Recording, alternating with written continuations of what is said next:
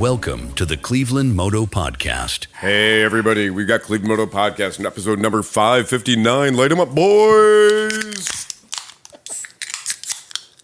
Ah, that's so good.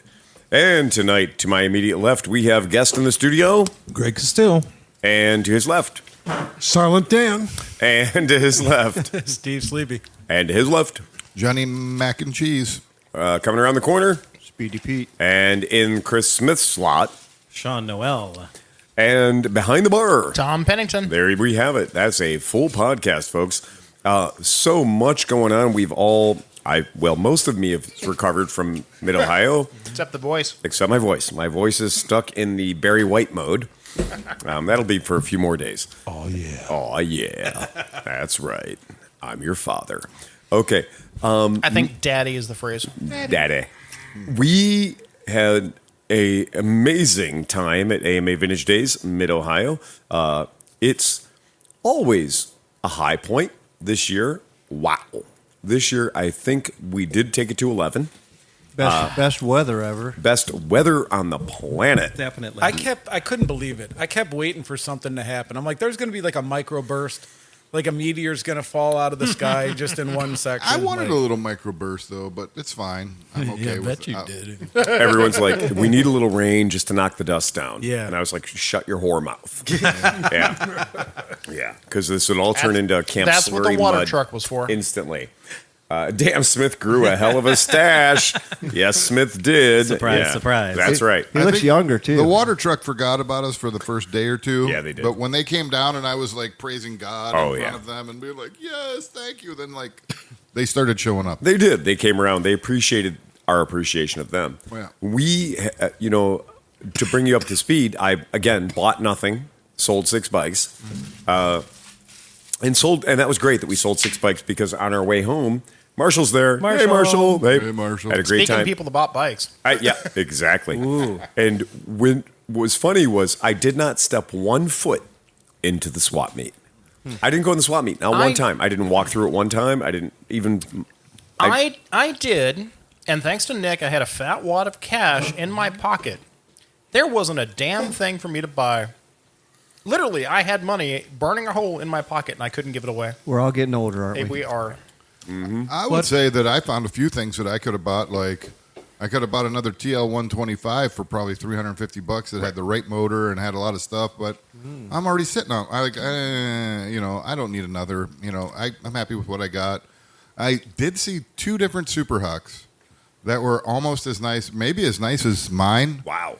And one was $3,500, and then one was $2,500. I'm like, that's a really nice Super Huck for $2,500, just sitting there ready to go. And there was various things. I could have bought tires. I could have bought this. I did roll through there a couple times, just checking it out. And on my T-shirt adventure, I bought a T-shirt, of course. Of course. You meet the strangest people on a Honda. Well, and you were with who? You were with your daughter. Yeah, I took Piper through the swap meet a little bit. We cruised through there when she showed up on Friday for a while. That was cool. Yeah, definitely cool. And I don't want to undersell the woods because this is the first year that we spent time in the woods. Yeah. Yeah, I mean, I obviously planned on spending time in the woods because I built a bike for the woods. So you did. I'm like, I'm going in the woods. So the hare scramble, I mean, I went back through the hare scramble trails at least 5 or 6 times. I did that whole little loop just having fun. I got sweet footage of us all riding. Like, Oh, you I'm did? going, and like each one of you guys keeps getting in front of me, and Oh, there's really? wheels sliding all over the place and shit. It was fun. It was so much fun. Yeah. And because I haven't had any off-road chops for a long time, so being behind John, and then John's picking lines, and then on the second outing, John just got mean. Well, and you're cheating. I have pressed the easy button. Yes, you I have a did. big red easy button. That I couldn't believe. I've never ridden a dirt bike with EFI. Right. And like I was like, well, hello. Yeah, it's truly the easy button. It's kind of like it was like the 450 you sold me, Yeah. but way lighter. If you were playing a video game and you got the secret code, that's what this motorcycle is. Yeah. It It's- really does nerf it right to fuck down for you. And it seems like it's so understrung that it's one of those bikes that will last for fucking 4 Yeah, it's a million 2024 Honda CRF 250F, and the F stands for family friendly. It is wildly there to help you. It's perfect for 97.8% of anybody that gets on a dirt bike. There were so many times in little hill climbs coming out of the rivers and creeks and stuff like that where I was looking up and going, well, that's just not going to happen. And then I'd see John take an aggressive run at it and be like, well, that fucker made it up. And his shit's from 19 giggity whatever. 73. Right? I know. I'm like, well, if he made it up on that antique fucking Clydesdale Clapped out. with the wrong motor. Carrying some extra freight, we might add. Right. I was like, well, I'm just going to do it in two. I'll put it in two and have at it. And it just, there's only one time ever that I overcooked myself going up the one that we came down, the terrifying one we came down. I tried to go back up the other way, and I broke away from you guys, and I went at it, and I lost inertia 3/4 of the way up. And so when I lost inertia, grabbed a handful of front brake, and I stalled it. So I stalled it, and I was like, well, this is a bad spot to stall the bike. And no, it's not. There's a little red button. You press the red button, and the motor starts perfectly at any angle, and then you just let the clutch out and try again. And that's what I did. I let the clutch out, and I tried again. I put my weight a little forward on the tank and dropped a gear, dumped the clutch out, gave it plenty of berries, and it just hooked right up and scampered up the hill. Moto Hop, he says. Now, Because here's where we have to draw the line. No matter how good Marshall feels like he did on the trials bike, no matter how great you feel like you did on your bike, and no matter how totally cromulent my bike was, Matt, on the other hand, has set a whole new fucking bar. Well, look what he just said. Yeah. I have bruises from the woods, pain heals, chicks dig scars, glory less forever. That's Matt at Motohop. Yeah. Well, here's the rules. Here's the new rule. There used to be a joke that said, there are some places you can't take a Jeep, and for that you need a rental car. Right? Now my new line is, you think you're a man on your dirty dirt bike? Do everything you just did, but in high heels and backwards like Ginger Rogers. Yes. Which is what he was doing. He was doing that on a Rattler 200. A fucking scooter.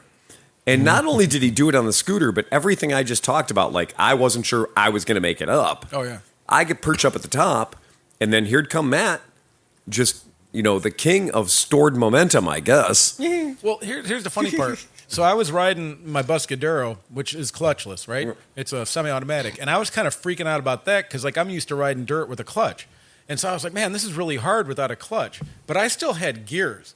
Like, if it was bogging, I could slam it down and be in a lower gear. Matt just had more throttle. CVT. Yeah. When in doubt, throttle out. Right into the exactly. But then again, he's always in the right gear. Yes.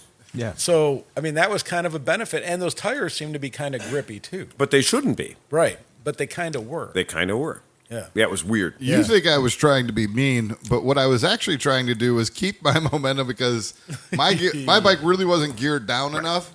So first gear was all the time, mostly. And so when I went up like that one thing that had the rocks, it was like, well, I've got speed. I'm picking a line and I'm going for whatever's in front of me and holding it open because I'm not going to stop and then try to go somewhere else. So I was just kind of like, keep going. And there was a young kid on a very specialist dirt bike that had managed to not achieve greatness. And so he'd made it about half, 3/4 of the way up a very steep incline. And so John is like, oh, I'll help you.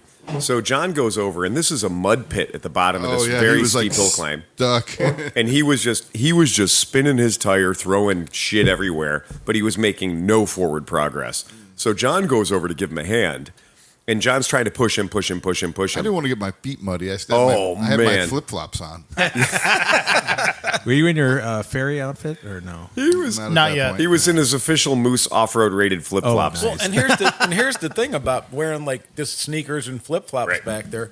The ruts got so deep that Yeah. you Oh, yeah. kind of needed motocross boots because there were a couple times when I thought my leg was going to fall off. Yes. like it got pretty painful there Well, for a minute. that bike I have, my flip-flops are so worn out I couldn't stand up on the pegs because it was going through the bottom of my shoe. And Sleepy, given how bad your knees are, I wouldn't be surprised if your leg did fall off. It might have, yeah. No, it has been working less. I had a sleepy leg by the end of the weekend.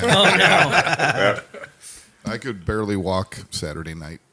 John did the best to get that kid out of that hole. And I went up, because I'd already climbed it, so I was at the top waiting. And so John just I wouldn't say he took the bike away from the kid, but John just was kind of like, here, let me do this. And so John just gave it the beans. And helped it myself. And helped it himself with his body. So he's like military pressing this bike up the hill. And it got just to the point where I was holding on to Mother Earth. And I reached out and hand of God touched the handlebars. And the second I grabbed the handlebars, I was like, this is coming up. And it's going to come up at one speed and one speed only. And that's everything I have. I grabbed a handful of throttle and kind of just threw it up there. He threw it up and then at when me. I left off the throttle, And that 1 split second you had to I felt like one of those guys that works adjacent to the hill climb who catches the bikes before they go back down With again. the hook? The catchers. Yeah. And I just reached out and I grabbed the Nerf bar on the front of the thing. I grabbed the handlebars. And I grabbed the handlebars and I'm snatching this thing up no matter what. And it worked out so perfectly. The kid was like, wow, you guys are good at this. I was like, no, we're not good at this. We have one shot. Sounds like the I don't wanna transfer drop- on the trapeze act. It was. After this, we walk away and leave your ass stuck back here in the woods. That's it. John and I are going to go have cigarettes. Talk about how great we were. Missy just checked in and she's like, yeah, check out Tom's shirt. Oh, yeah, that's right. He's wearing the official Vintage Days wearing Moto the Hop Walk shirt. closer to the camera, Tom. You're still like, well, you Yeah, can yeah. see it. Tom is wearing There the you go. official Moto Hop shirt, which it turns out we're going to have to add something to that for next year, and that is somebody getting arrested. Oh, God. Because a lot of things happen in the FEMA camp. An arrest was not one thing I had on my bingo Yeah. card. But yeah, that was weird. I will say an extra thank you to Missy for giving me the yellow version of that shirt. Oh, yeah. Because it worked out very well when we were going around. It was an eye catcher, and a couple people were like, "Where is that from?" Well, it matched So- it matched your shirt. yeah, or your yeah, car. Yep. Your car, So and you were riding the yellow Helix. I had the yellow Elite for a little bit. Yeah. So it brought a couple people back to us, which was really great. Team Yellow. Yeah. I had a really good time. I mean, I think it was a great weekend. The weather was great. It's good to see everybody. We had the hugest party circle in the FEMA camp. At one point, it's just like 30 people sitting around in a circle God. shooting the shit. They just kept showing up. Yeah. Yeah, and yet we never ran out of food, thanks to Tom and Becky. Well, and thanks to all the listeners Right. that supported That that. brought in. Yeah, no. Yeah. So We appreciate now you. that we have the kitchen on wheels. It may not have been The filled chuck with wagon. air, but we had a hell of an Irish Okay. pub. Stats for the weekend. Yeah. 1, over 40 bottles of liquor and never ran out. Nobody ever got thirsty. 2, Tom made a call, oh, we're out of beer. Everybody needs to go get beer. But Tom didn't look in the other 7 coolers. Right. y'all hid the beer from me. So the bonus beer run was completely superfluous. No. Multiple bonus beer runs. Everyone showed up, and people did. People heard the call, and they answered the call with much enthusiasm. We'll be drinking that beer till next minute. Oh, Well, absolutely. no. Save it for Mini Ohio. Mini Ohio. I got that coming up. Patrick and Luke brought us a giant, the giant igloo coolers, the beverage coolers, the big ones they throw on top of sports teams. The thing you throw on a coach. They brought one of those and made a margarita using a drill, And if they're a listening, paddle wheel bit and a drill, and they just kept pouring handles of Cuervo in on top of the mix. the And Mid Ohio margarita machine was amazing. that sauce right there, that saved me on Saturday. I was because gonna say, you on figured out Sunday you tricks. were drinking it. I know, but you were figuring out I tricks. figured out the trick, and the trick was on Saturday I desperately needed to take a little bit of a speed check. And so my Saturday move was I would take my cup and I would dip it in the top where the ice and the water is. So I would take and just dip, and then you get 90% water and ice and 10% margarita, which is like a spritzer. And so I would have that, and then I would just tune it up out of the tap to get the right flavor. And I drank about 11 of those. Nice. And kept my electrolytes up, kept my water up. And that's what Good plants glucose crave. levels. I was feeling pretty fucking great all day Gratuitous Saturday. ice washing. And I was feeling great. We do still have the igloo cooler, so when they come Yeah. knocking, Yeah. no, it's in the You didn't lose a cooler. We didn't have lose it. a cooler. But Yeah, when it it's was still time, when it was time for the Bourbon Ferry, Yeah. oh my, I my. I was feeling a little soft. I wasn't totally feeling it. Yeah, I was a little. I felt a yeah. little bit off because we didn't have the sprayer, so that was like a thing. I think it started off a tiny bit premature. Well, I had to because I'm like, I got to get this. I got to do this now because there isn't going to be a late night John. Well, Okay. After 3 days living in the bush and sleeping for 2 hours here and there. It kind of took me by surprise when I showed up and I see the Bourbon Ferry and I was like, huh. And he just seemed like he was wandering around aimlessly. He's kind of just like, woo. And to be fair, this year was more the Fireball Ferry. Well, No, I don't know about that. I tell you that's not the case because I had a handle of Jack, the full adult size gallon of Jack. You mean a mixed blend of bourbons? which was everything that was less than an eighth of a bottle. Oh, So everything that was less than an eighth of a bottle. So depending on where you were in the hunt, you got some, Willet, you got some really good bourbon in there. It's a blended You had some whiskey. it was a really good. It was the Mid Ohio blended whiskey. Absolutely, it was an amuse bouche. it was in a moose bouche. That's exactly right. Exactly right. And so I was carrying that heavy motherfucker around with me on the Bourbon Ferry crawl, and we had to refill our spray bottles numerous times. Yeah. We started by going to the Captain's Corner, which wasn't not yet in full swing, but we did find some young ladies with breasticles that were more than anxious to meet the Bourbon Ferry. Yeah, the Captain's Corner dancers were The Captain's Corner's wiggle. dancers insisted on having themselves signed by the Bourbon Ferry. There's a picture of that floating around somewhere. It happened about 7 times. Allegedly. Yeah. Allegedly. It was Allegedly. not a one-time occurrence. Yeah. And then we went over to the step-up ramp, and we went to the step-up ramp, and we distributed quite a bit there. And what I discovered was in my persona as the gremlin that it was better for me to get ahead of John and tell people, be careful. Be careful. Beware. Beware the Bourbon Ferry's coming. Do not look directly into his eyes. He'll give you bourbon in your face. And I would do that the whole way around That's great. so that people would kind of know he was coming. Yeah. You were the hype man. I was Well, definitely and they kind the of hype understand man. what's happening instead Yeah. of just a hose being shoved. in. Well, take this. well, Say ah. we managed to find you guys security shirts Yes. this year too. And they worked so- great. I'm Luke and I telling had you, these. Yeah. the ladies are the real take. They're like the troopers. They're like, a big ferry squirting bourbon? I love this. Can I 3 get a to 1 selfie? ratio. Can I get a selfie? The guy's like, I want nothing to do with a ferry. It's a tough job, but someone's got to do it, right, Johnny? I counted it. It was a 3 to 1 ratio. That's the ferry wand blessed of more than Yeah. a handful of asses. Yeah. So I cannot find because you all thought the sprayer was down here. I still haven't found It's it. in the garage. It's shop. So next I found it. Oh, so next year we're just getting these super soakers. That's fine. I mean, We'll wielding. get the sprayer going. the sprayer is part of the game. I knew the sprayer was down and it just wasn't. I was like, I could go somewhere and buy a sprayer, but I'm like, I'm not leaving the premises. Well, I thought the funny thing was when we finally made our way down to the barrel racing, and we did the tour of the barrel racing, which was running at full chat. The barrel racing was in its prime when we got there. It was ape shit. And so we lubricated all those people, and then we went the long way around the the fence. line down the fence, it was like just We went down everybody's the lined up fence. at the fence. It's like bourbons, yeah, bourbons. And we saw our friends. We saw Robbie. We saw Shannon from Cincinnati. The Speed Clams. They were all there. So we got to hang out with all them for a minute. And then we went into the death metal mosh pit. And that was epic. And I was just like, it's probably the worst idea in the world to have a stage set up in a 10x10 at the top of an impossible hill. Yeah. But it turns out when people fall down, they don't fall into you. They fall away from you. Right. Kind of smart. I learned the second song that they played, the lyrics. It's like, it was a really, really good one. It's emotional at that one point. Is that the one about living in your mom's basement while working at Hardee's? That was it. I remember that. No, song. that band did a great job. Yeah, they they were had good. they had They the were crowd tight. wrapped around their finger.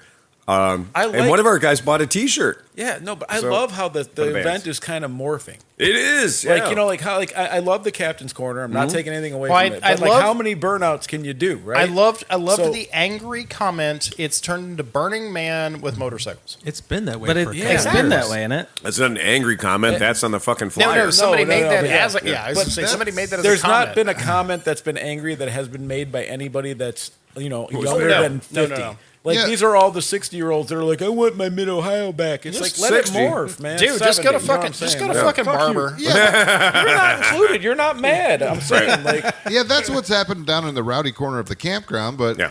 if you're over in Ewok Village or you're camped out on the other side of Overflow Camping, I mean, there's plenty of quiet places. It's the 100%. best thing that you give people a fuck you zone, because then when there's a fuck you zone, then the rest of the whole place is amazing.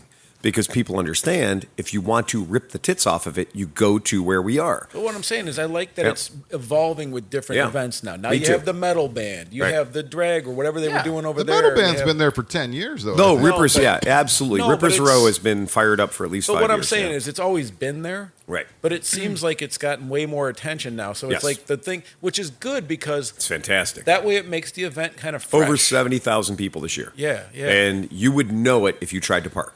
You would know it if you tried. I ran up the hill to distribute, passes and things to people and get people squared away. And there were several times when I said, look, I'm going to fade left, go down the hill towards the campsite. You were on your fucking own. Good luck. My wife and daughter came Yeah. on Saturday for a little bit, but they had to leave at 10 o'clock. I have to 10:30. apologize. I didn't even get to say hi to her at all. I mean, That's all right. there were times when I was going to, and then I was doing something, and I No, never we were got to having say fun. hi to It was her. all good. But anyway, so when she was leaving, she was like, "You have to help me get out of here." And I'm like, "Yeah." So I had my helmet with the comm. Yeah. Oh, nice. So I was like, "Call me on the comm, and I'll put my helmet on, and then I can take." So we took her, and she was like, "Jesus fucking Christ!" Because this is because it was like 10:30 at night. Yeah. It was peak fucking insanity. Oh, we yeah. had to drive. They closed all the other gates, so you had to drive past the barrel racing. Right. She was like. Every time she's like, "Is that guy gonna hit me? Is that guy gonna hit me?" I'm like, "Well, I'm in front of you, so Right. you'll Yeah. know." You'll know because they'll hit me first. Yeah, it was gnarly. What you were talking about, a free zone? Remember when they shut the barrel races down? I think it was like 2 years ago, and like midday, they're just like, nope, and they stood there. Well, what happened? Everyone went over in the parking lot, lined Yeah. up 12 wide, and raced up the parking lot hill. Do you remember that? Yeah, Oh, you're not I stopping. did it. There was Yeah. guys that were flagging with the light, like just Well, 12 wide. Well, on We were Thursday, doing 10th of mile drags. Yeah. Yeah. on Thursday, there were signs in the barrel racing that said "Keep out." By Friday or Right. Saturday, Yeah, it was a the joke. water truck was going down and watering Yeah, the right. track. Well, they got smart. I will say they got smart this year. After the hare scramble ended, Yeah. they opened up the middle ground of the hare scramble. I was trying to find you guys. You were all up in the woods, and I was on a Black Cat, and they had open. I was like, all right, cool, I'll go in this, and it was a full dirt course. I almost did a Banked lap. edges, everything else. It was fucking amazing. And then the next morning, my leg didn't work. There was a lot of that going around. It was amazing. Whoever's picking the barrel racing spot, we got to talk, okay? Because the first straight, I mean, I feel like most people enter from the gravel road side, so that would make your first straight. So your first straight, that is on a type of surface that I can only describe as rocks that used to lay under grass, but they don't lay under grass anymore. They're these table rocks, and that shit is very hard to hook up on. And then the rest of it, you go down into that nice berm shot for turn one, and you get that crazy fun berm shot on turn one, and then the whole back straight is very good. Like, that's great. There's 4 different lines through that, and then you make it back through the last turn, and then you're right back onto this horrible shit. And if you bail on the horrible shit and decide to go wide, there is a fucking 4-foot trench. That's what I'm about to say. Like it's well, not only that, but like the berm now. Yeah. The berm is 3 feet deep. Yeah, the berm's amazing. It's crazy. Yeah, I like the berm shot on that thing. It's Yeah. great.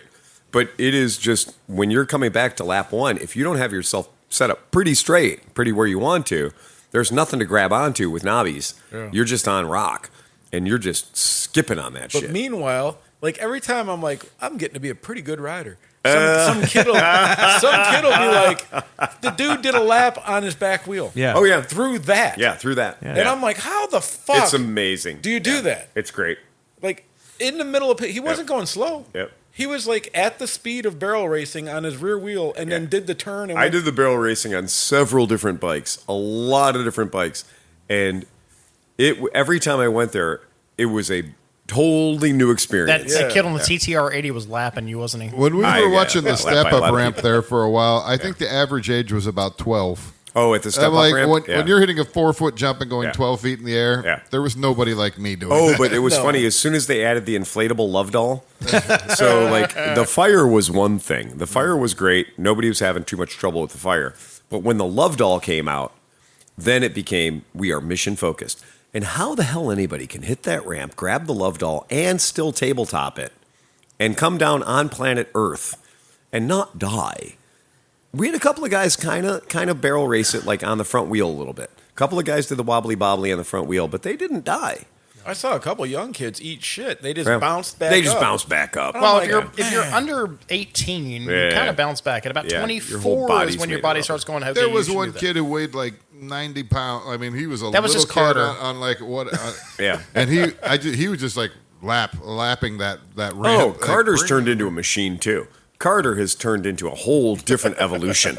Yeah. At one point, well, I won't say that on the air. You know who else is a fucking machine?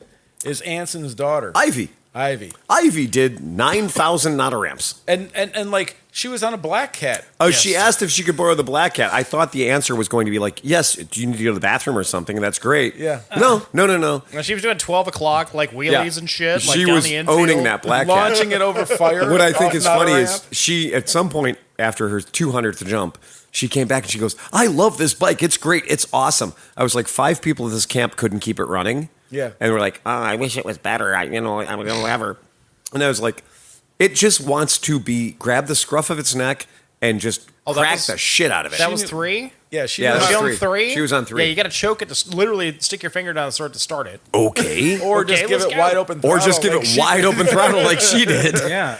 I never saw her leave on that Black Cat where she wasn't spitting gravel everywhere.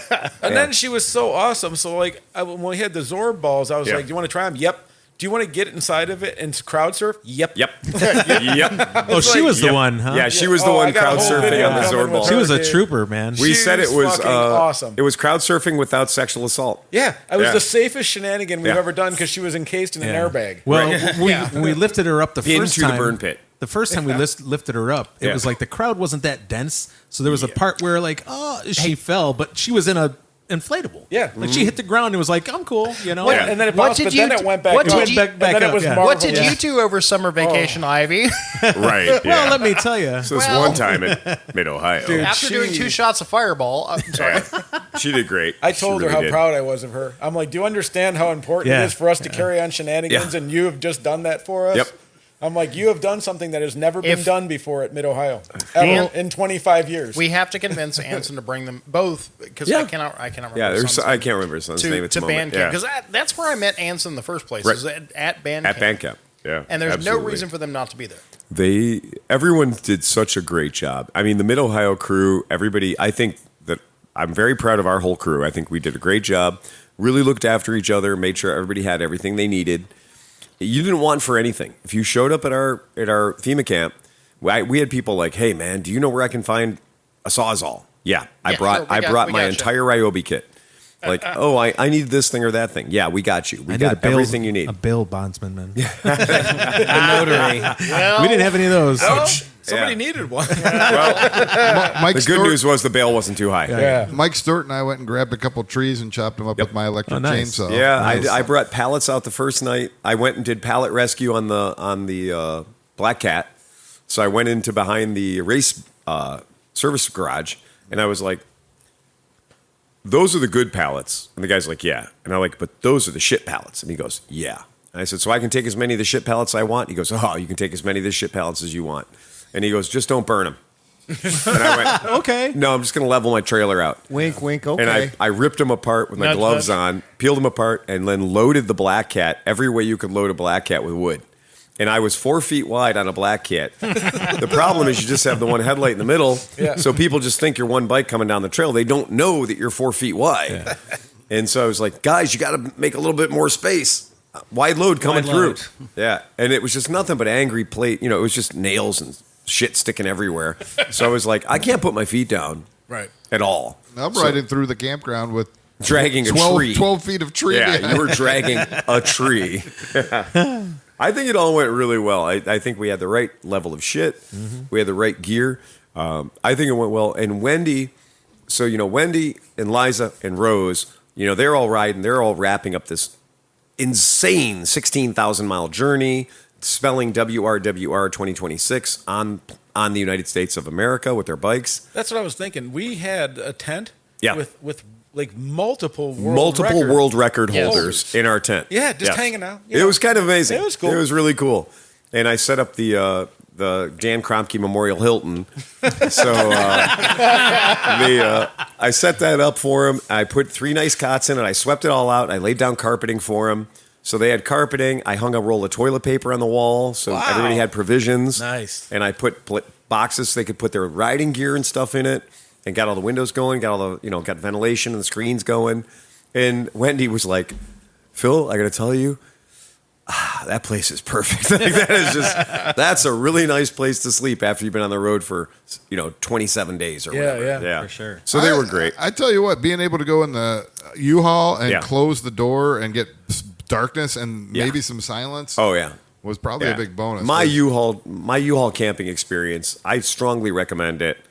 For the money a U-Haul costs, it takes everything you have to the event. Mm-hmm. And then once everything is out of the U-Haul, you get a 4-bedroom apartment.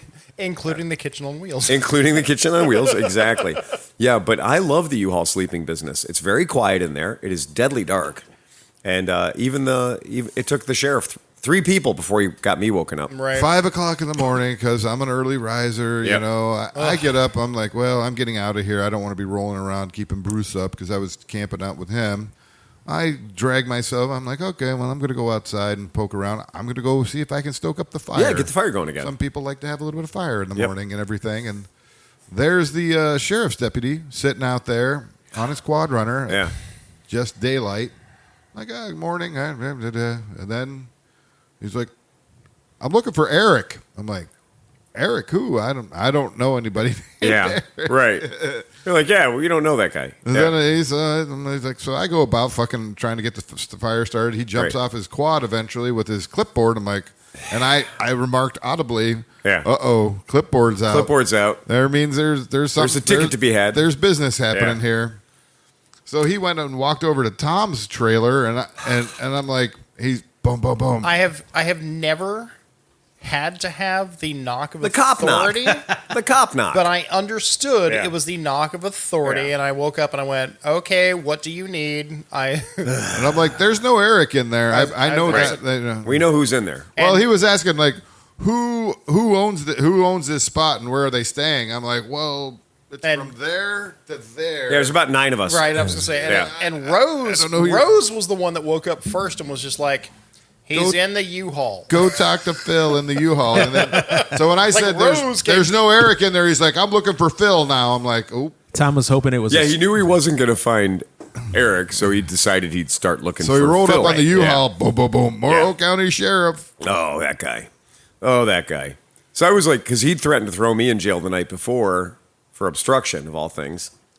It's great when the victim... Because you're talking to him. Because the victim goes to jail and the witness gets arrested for obstruction. Right. What backwards, upside-down place is Morrow County? And Marshall chimes in and says, yeah, that fucker was like right next to my head when he was talking. Yeah. They were just looking to make an great. example. And so we basically square him away at, 05:30 or whatever the fuck it is.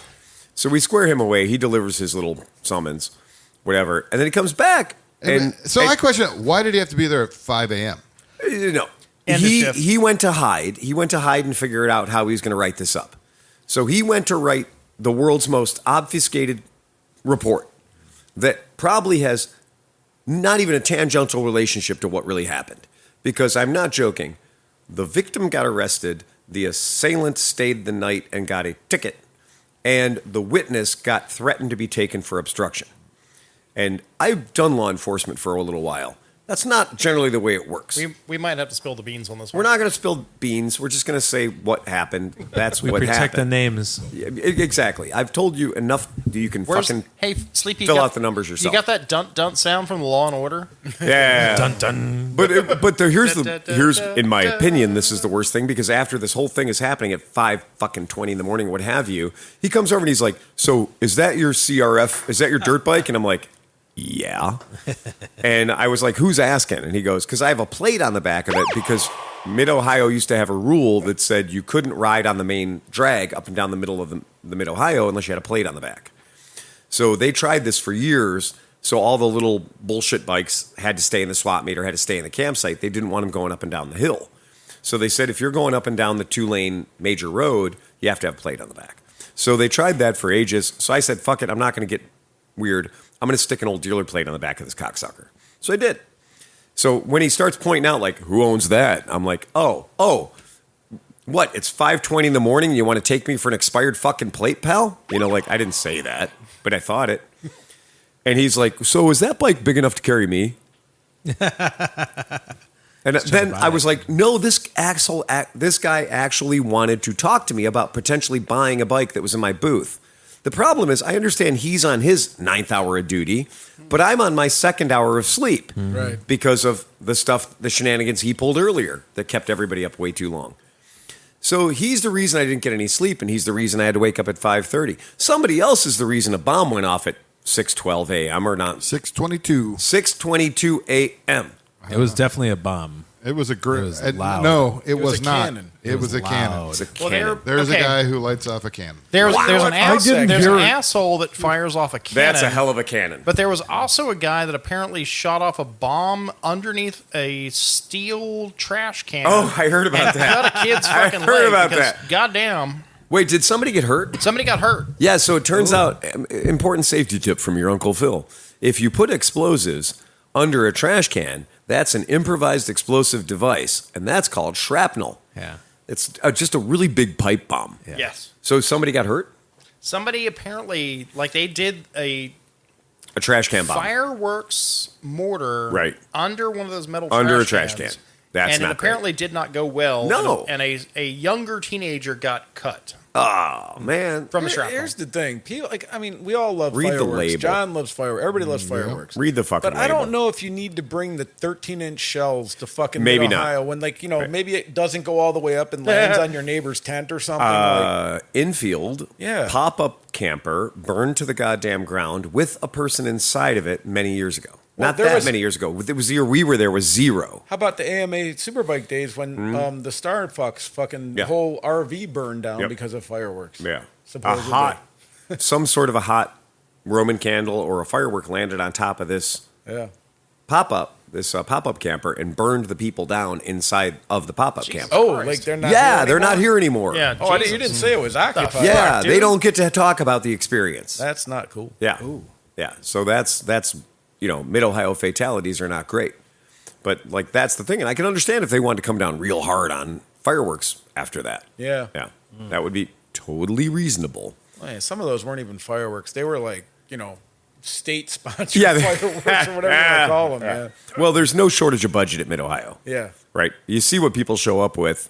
You're like, well, I just brought the Wander Lodge Camper 1000, 19-person Winnebago motorhome thing. And you're like, Jesus Christ, man, how do you roll? You know what was awesome though this year? I think the consensus was fuck side by sides. Yeah, I And think so you're right. People were crowding as soon as a side by side would come down the aisle. Yeah. People would crowd the aisle and make it so they couldn't get through. I saw that happen several times. We and I saw was so a happy. couple We- of them we- try to back down in front of our spot. Yeah. And they were like, can you guys move those bikes and everything else? And we were like, no. Yeah, go fuck your hat. I told the one guy, I was like, you literally drove down something you can't back out of. Right. How fucking silly do you feel right now? Right. And I'm like, pick it up, take your whole crew, get out of there, pick the thing up, turn it around, and then Dee Mao. How much do those things weigh? I don't care. I know you don't, but Right. I'm saying Again, not my problem.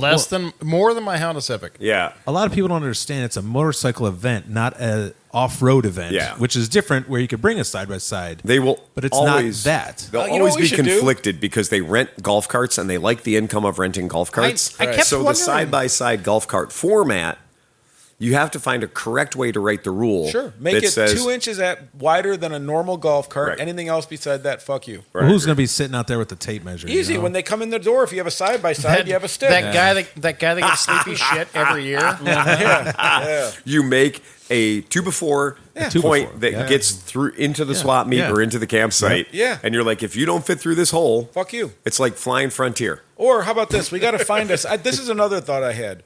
We should start promoting this. Find a side by side thing, like their biggest fucking huge gathering where they all go and camp. Oh. and then we flood 9,000 dirt bikes, Mini and bikes. just fucking ride all over the place the whole fucking weekend. Co-branded as a Coleman Weekender. Yeah, Right. and just take over their fucking side by side. Coleman Chaos. Oh, yeah. At their side-by-side event. Oh, it's They'll gonna be love it. glorious. Yeah, they'll love Well, the it. side by They won't sides hate it. they've ruined Wellsville. Yeah. Like, you remember Wellsville used to be just dirt bikes and whatever. Yeah. Now it's like you go there and we went there I forget what it was last year. We're riding through at the top and there's like a train of 8 side-by-sides just blasting music and the guy's just sitting there drinking beer. The wife's just sitting there on her phone texting. It's like there's ruts. It literally looks like the surface of the moon. Well, not only It's that, so but these rutted dudes, out. these You can't dudes ride are there. taking $60,000 side-by-sides there and launching them. Just, Yeah. Like Oh, the first day they get it, they go and try to do a hill climb, launch 30 Yep. feet over the thing, and then roll down the hill. Yeah. It's amazing. So- I want to watch all that. Fiona Biddle got run over by one. She got knocked down, and she was, pretty chuffed about it. I guess they knocked her down or whatever. She came back. She's like, that side by side. And I'm like, you want me to go after her? And he's like, no, just stay here, And I guess they knocked her over, and she was like, what the fuck? And so then she started fucking cursing at him, and the guy was like, how does that feel? Or something like, just was like, fuck, good luck, No ownership of the situation. Well, then they came back around her, saw him again, and she started yelling at him again, and they were like, how do you like that or whatever? And they just like, I'm like, oh, Was that Mid Ohio? yeah. Oh, Dude, there's not one. They went down our row, and I was like, all right, am I getting into a fight with 7 guys on this side right now, or what are we doing? And she was kind of like, nah. I have to empty out the FEMA camp. Every single person that's in a side-by-side at Mid-Ohio, I haven't seen a cool, like they're all, like seriously, like they're all fucking douche nozzles. Like, I haven't seen anybody having a good time they're yet. playing whatever the fucking like Jason Aldean fucking country is Nickelback. out of their fucking things on the side. Bootlicker country, baby. I mean, there's rules. They're not even supposed to be there. But No. if you could make rules, whatever. I like the rule that if it's not 25 years old, Right. like you can ride a quad. Sure. It's got to be 25. Vintage. It's got to be 25 years or older. That's cool. No problem with that. Well, that's Did anyone see the guy? It's in the name. Did anyone see the guy in the old vintage? Look like a 3-wheeled golf cart with like Art Deco, like all those real. pontoons on the back. Yeah, did you see There's that? pictures of it. They're that thing was amazing. sweet. It's wild. Yeah, it's bonkers. That's cool. That's It is cool stuff. That's cool, but that's cool stuff. Yeah. That's part of the whole vintage days thing. That's the only thing I have to say is bring cool shit. Right. Mark Marshall was right though. Like I didn't put it up there, but he says that there was way less side-by-side There was. issues this year. Yeah. I Yeah. agree with that. I totally agree. Yeah. I think maybe They got the point. they got the point. Well, no, Yeah. I never saw a side-by-side barrel Right. racing. Did No, you? I didn't. Okay, either. in the past, there was. Right. And that I did was- not go out there. Like at no point when I went out was there side by sides like playing in the barrel racing. They Right. seemed to. I did see a big like go kart with a dude hanging onto the back, like just hanging way off the back of this go kart. You know what? And ripping around. That's fair. Yeah. Right.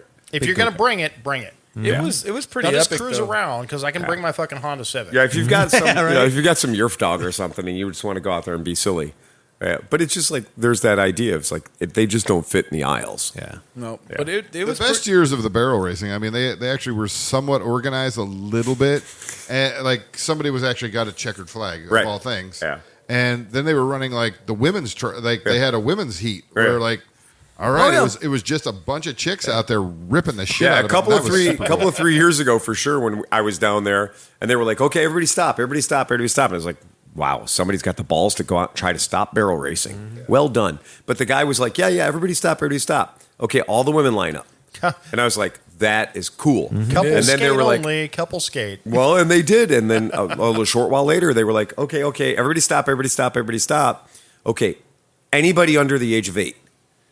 And they did. And they had just throngs of small children going out there. The problem was, and the reason They were that fast. they can't do that is Yeah. once you add a start and stop, Oh, it yeah. becomes a sanctioned event, and then they can be sued for it. Oh, the fella who was doing the stopping in and the starting in, he wasn't sanctioned. He just was one of the dads. But that's what I Yeah. heard them saying Right. when they shut it down the one time. Yeah. They're like, you cannot start and stop it. It becomes a race at that point. Like, this is just, because, like, think about it. At that point, Well, it's he just, did have a checkered flag, so it's Right. just traffic in a circle. Exactly. That is Right. that is liability. This way to the latrines, Right. this way to the bathrooms. And you're like, I don't know. I just can't Yeah, get there. I keep hitting the left. I I just don't can't get get it. Big Ben Parliament. I've had to pee. I've had to pee for 2 hours.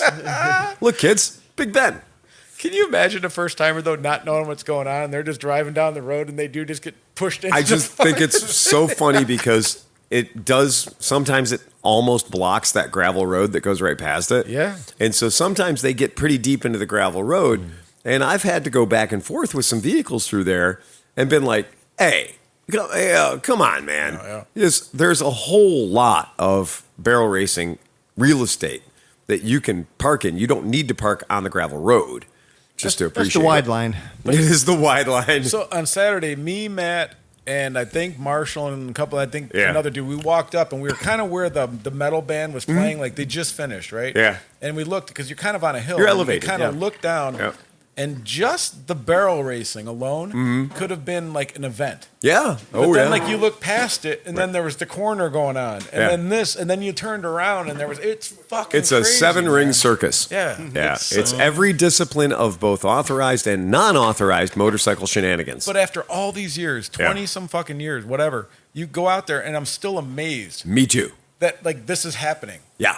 You know what I mean? Yeah. Like, it's so I fucking have to good. check myself. Occasionally, I'll be like, okay, I want to wander to Ewok Village. I want to do a nice long ride and go do a thing or go see a thing or go through the infield.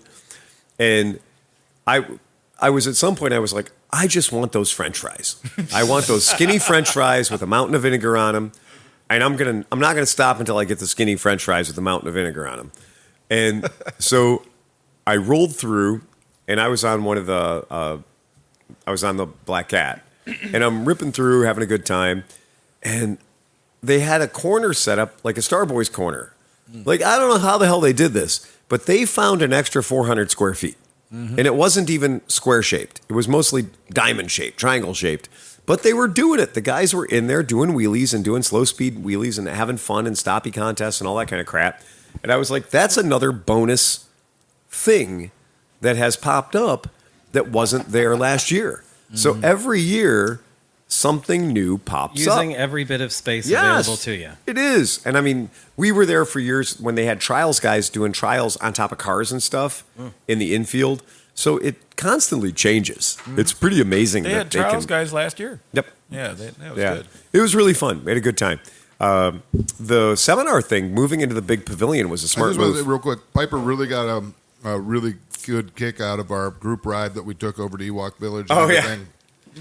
And she was like, I thought when we got done, she texted me and she's like, I felt like I was killing my bike trying to do that. I'm like, yeah, well, you know. Well, I mean, that's what it's meant to do. And she hung it. She hung with us. It's been doing that for at least 14 years. Right, So. right. That bike is designed to do exactly what it's doing. Unregulated off-roading. Yeah. And it was fun. It was all great. But you're right, moving it to the pavilion. Yeah. That made everything better because, like, instead of just a tent, you Yeah, had actual why- cement. You could walk and enjoy the bikes. Why Like, rent the tent? There's already the pavilion there. Yeah. And the pavilion was really smart. When I went down there, I had to take Wendy's bike from our Ewok, from the FEMA camp all the way over to the infield to the pavilion. And I'd been having some wobbly pops during the day. So I was kind of like, oh, okay. And they were like, okay, well, that bike needs to be there at 3:30. You know, or 3:30. You know, don't leave here any later than 3:30 or 3:45 to make it happen. And I was like, FGR 1300, FGR 1300, extra gas tank, all the cross country stuff, 180,000 miles on the clock, best pedigree, bike. The bike holds world records, right? No pressure. But then when I decided to roll out, I was rolling out through the thick of the barrel racing. I was rolling out through the thick of, oh my God, it's Saturday at 3 o'clock. I better get in there. Yeah. You know, like the full trauma, like everybody's in a hurry to go everywhere. And when I got to the main intersection, the main crossing, and this bike is a land yacht. It's delightful. There's nothing wrong with it. But I'm like on the gravel. So I'm riding this thing on the gravel, being like a little extra careful because I know the bike and I know Wendy. I wouldn't want her to scuff her shit. But people a kid in front of me just went on an 80cc, some XR80 or something, crossed my line in the gravel and just ate shit for about 35 feet. And at one point he was pointing at me, another time he was pointing away from me. But the point is, I had to drag down the Leviathan in the gravel from gravel float speed. And if anybody knows about riding on gravel, gravel has a float speed. And it's not 21 or 31 miles an hour. It's whatever that gravel likes. Yep. And so Gotta get it up on plane. got to get it up on plane. It's Yes. that. And so I had the bike up on plane, and then this kid decides to just trench run Star Wars fail right in front of me. He was below plane. He was he was almost under an FJR 1300, and I managed to do a controlled stop and like That's not a plane. and drag it down, and my wingman was like, "Oh damn." that was almost an incident. I was like, yeah, I would have had to write a report on that. There were some spots where that gravel was real deep. Very it was deep. Really loose. Yeah. It Over gets- going to your fucking camp thing, I Yeah. almost ate shit. It was like 8 inches deep on that thing over there. man. They're very erratic about the way they distribute gravel, and it's not even consistent within the campsite. I usually try to hug the grass on the side. I'm like, Yeah. I'm not That's what I was telling Sarah I when can. Sarah was. I said, "Look, you don't have to go down the middle of the gravel. You go to the grass. You go to the edge until you get your shit together and figure gravel out. You know." With Until that, you catch that wire fence. under the pavilion was where they had all the the 50 years of AMA racing and all that stuff. So I Cool was bikes. over there. Yeah. I was like, one of the things I wanted to do is I'm doing a video just on all those bikes. Right. So I was over there getting all these shots of the bikes, right? Because that was on my schedule. So I'm doing it. I get to the last one. And Liza comes up and goes, "Oh, thank you for remembering our thing." And I'm like, "Of course, I wouldn't miss it." And sat down in the front row and interviewed her. Yeah. So it worked out It perfect. worked out great, baby. I totally meant for that to happen. Yeah, I attended only one ceremony if I wouldn't have had to deliver a bike. No, but Liza and Wendy did a great job. Awesome. They really did a great job. Their seminar was brilliant. And then Wendy had her books there, which, again, for sheer volume, $25. That book is fantastic. That is a great, great book. I was sitting down, I would just sit down and have a timeout, and I would just read a chapter of it just to be like, oh, that's right. She's my friend. She's sitting right over there. Yeah. So funny enough, she and I almost were this close to rendezvousing again on Sunday. Ooh. Because she was doing the Athena rally That's right. down by where I was. Yep. They were staying at the same hotel as we were. Get out of here. Yeah, we were both on the sign. You were. The Hawkins and Queens Road Rally and then the Athena Road Rally were on the Blinky sign together. How funny is it that there is the all-girls, all-ladies Yeah. motorcycle event and then happening the Rainbow Car Rally. and the gay car rally? Yeah, at the same You know, hotel. I kind of feel there's some crossover there. Right, I know, that's what I was saying. Now, Phil, I'm so excited to hear your answer on Yeah. this, okay? Because the gentleman probably does not know your history in the chat. Right. And so he says, skipping the largest Japanese motorcycle swap meet doesn't make much sense. If anything, I spent all 3 days mostly in it. I didn't race. To me, flipping parts is fun and finding parts for projects, etc. So my point is, Phil, why didn't you go in the swap meet? Yeah. So in about November, maybe October, you're going to start seeing about 1,000 eBay posts as I empty my warehouse. In my warehouse, I have the parts for approximately 100 vintage Japanese motorcycles, give or take. I've got shit that we forgot we bought 30 years ago. I've got shit that's going to require John, Hoffert, Pennington. We're all going to have to be there, and I'm going to hold parts up. And it's going to be like, What's this? Where's this go? and we're going to go Black Bear. Yeah. Big Bear, right? Yeah. It's going to literally be that. I have had so many fucking Japanese and German motorcycle parts go through my hands that I should have types of tetanus that haven't been discovered and how yet. many years, how many sunburns did you get standing in the I've swap been meet? doing this since I was 14 years old, competitively.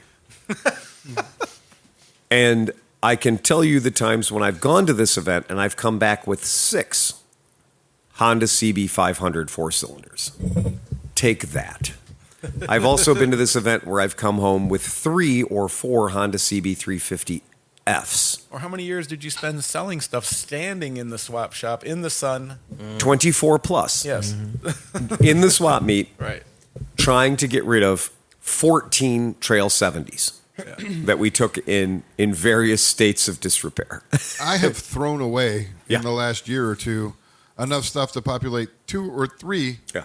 swap meet spots just in like 4, like just whole bikes, throwing them out in the curb. Like I'm not hauling it down there to get Right. nothing for it or whatever. I'm like, just throw it away. 12 years ago, I put it on the curb and maybe it'll make it in the hands of somebody. if somebody needs it. wants it. 12 years ago, I was closing my Avon Lake warehouse down, and I put 7 CB750 single overhead cam frames and 7 CB750 single overhead cam motors up for free on Craigslist.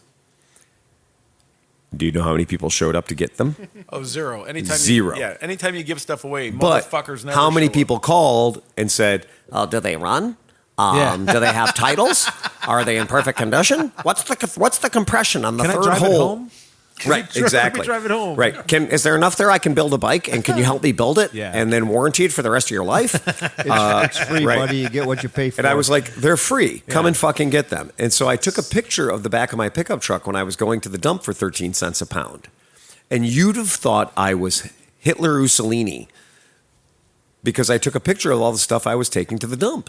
And people were like, oh my God, you're going to burn a fucking year in hell because you're throwing away priceless JDM motorcycle shit. You're throwing away priceless stuff that people would kill for it. I'm like, you had a chance to kill. All you had to do was show up. For months. You didn't have to kill anybody. I sent Greg a picture of a carcass of a Honda Dream Yeah. just to see if maybe somebody wanted to cut it up or something.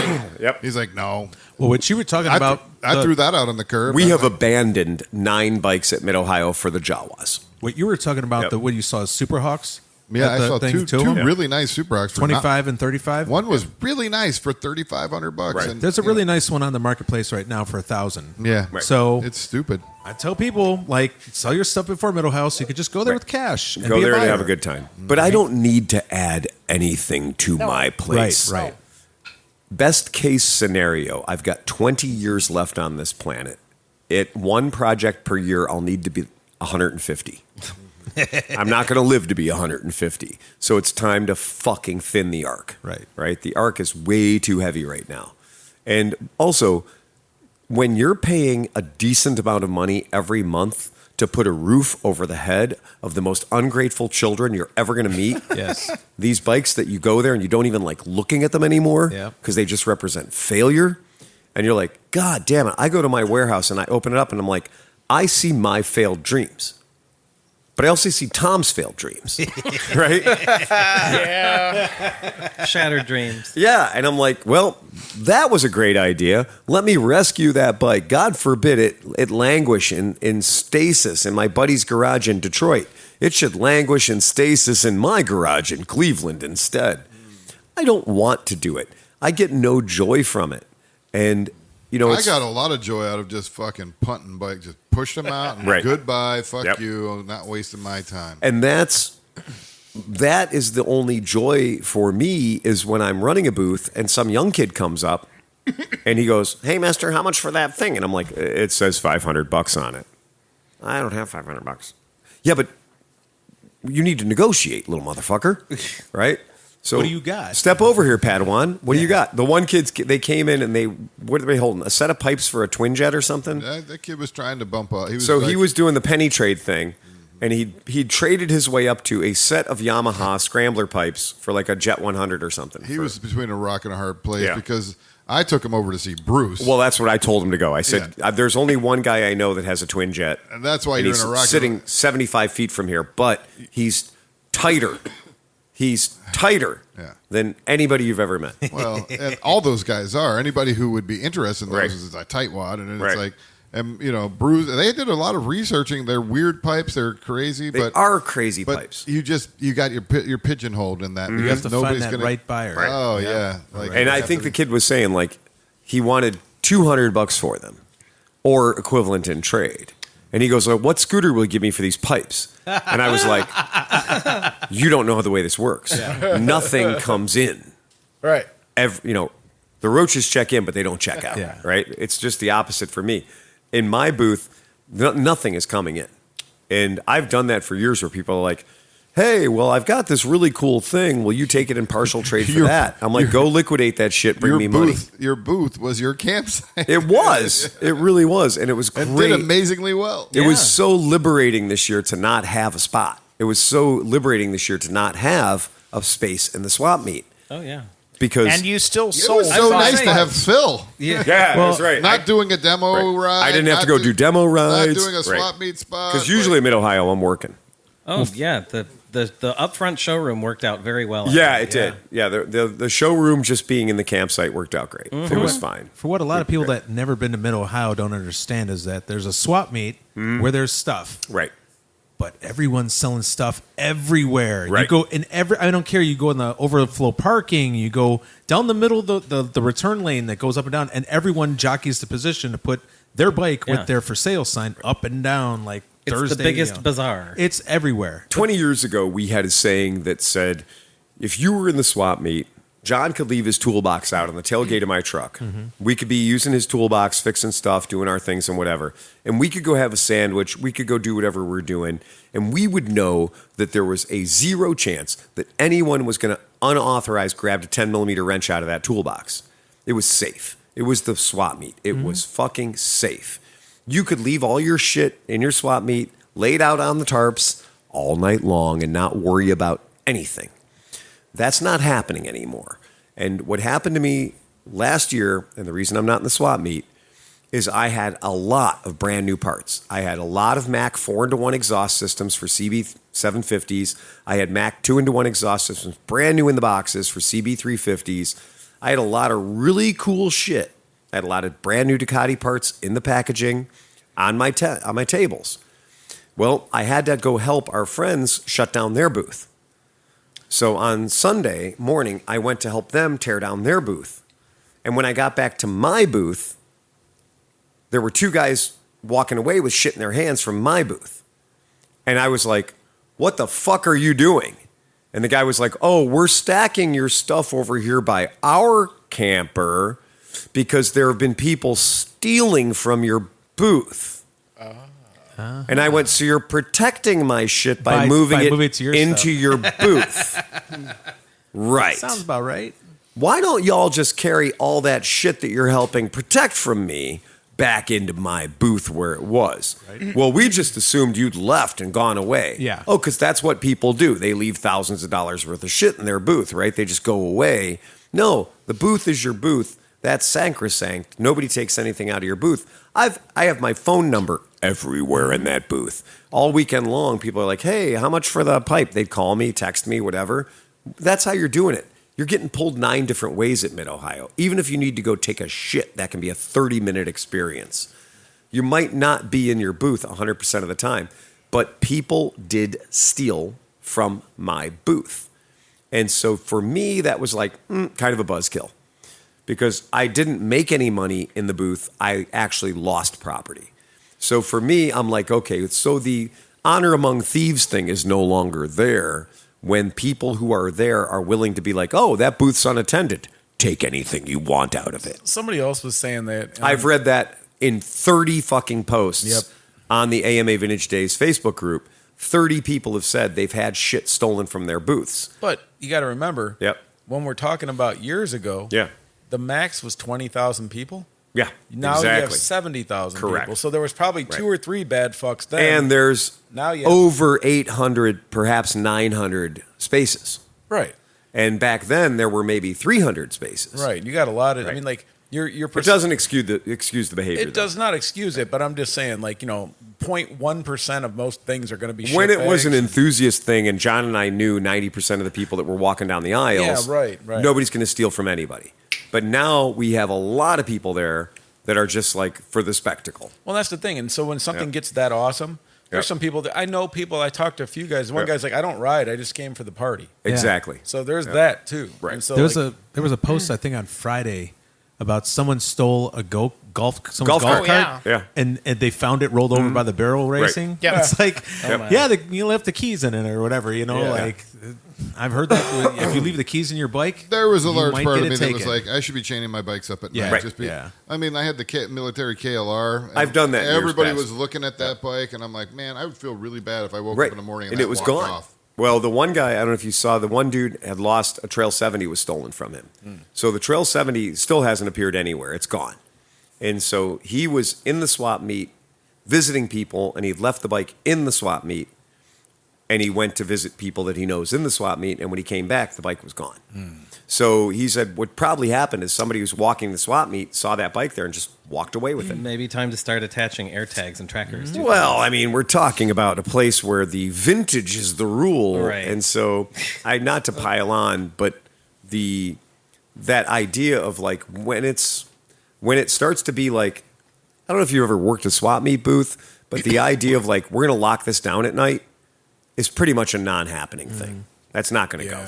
They do lock up the infield where you can't get Correct. across there, but Yep. I mean, the swap meet. Yeah, like, they're protecting their shit. Yeah, you literally can get in the swap meet like any time Absolutely. of the night. You know what I did see one guy do though? I thought was fucking genius. Yeah. He had a long tarp. Yep. He pulled it over to tables and then he nailed the tarp. So the shit that I had stolen from me, Yeah. I had a 60-foot tarp. I had 3 8-foot tables, and I had a 60-foot tarp over everything on my tables, right? And then had weighted items to keep it from blowing away, right?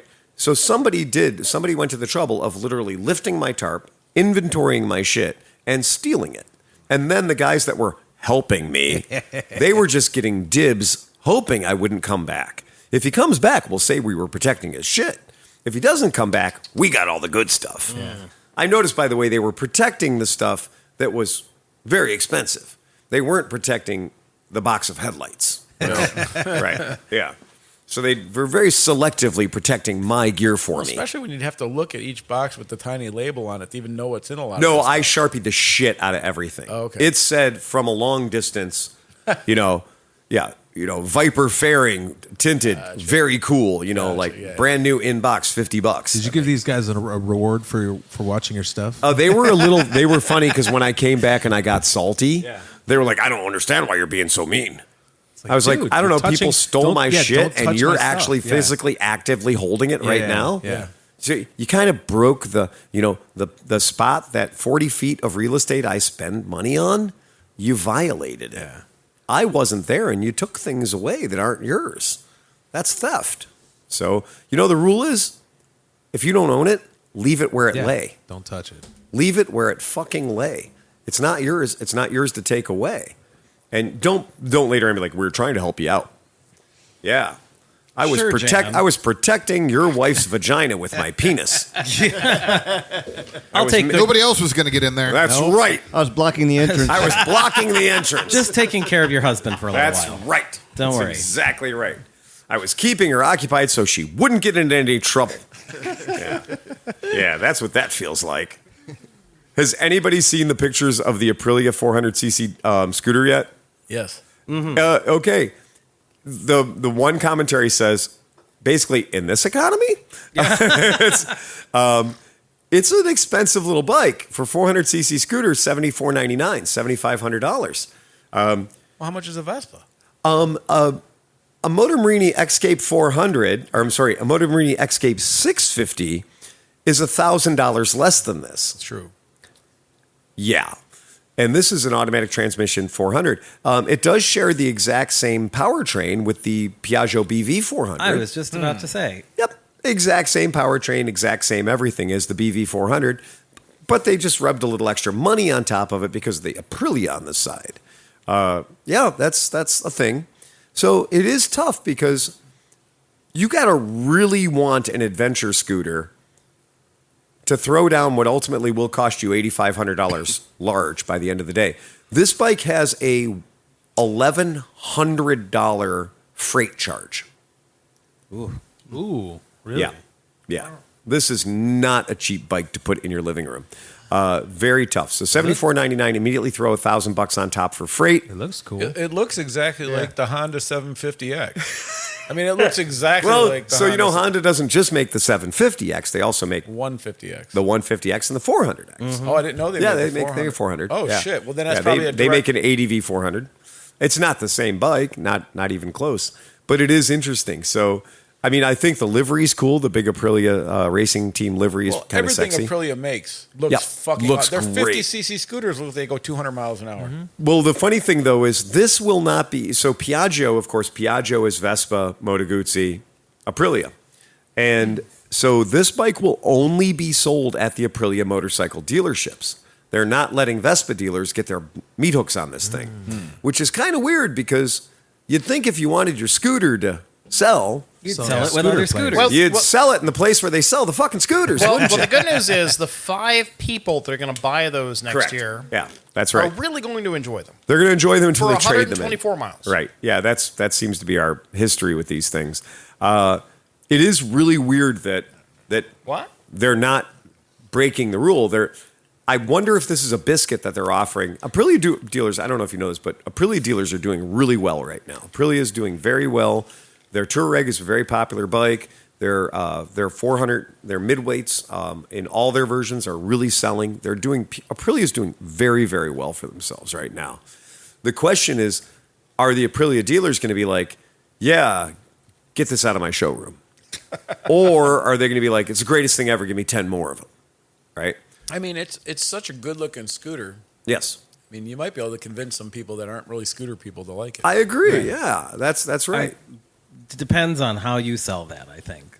Yeah. How you position it when Right. when people are in your showroom. Yes. And so would it surprise you that this scooter is $1,000 more than the Aprilia Tuono 457? Ooh, what? Yeah, I didn't make that up. That's real. Wow.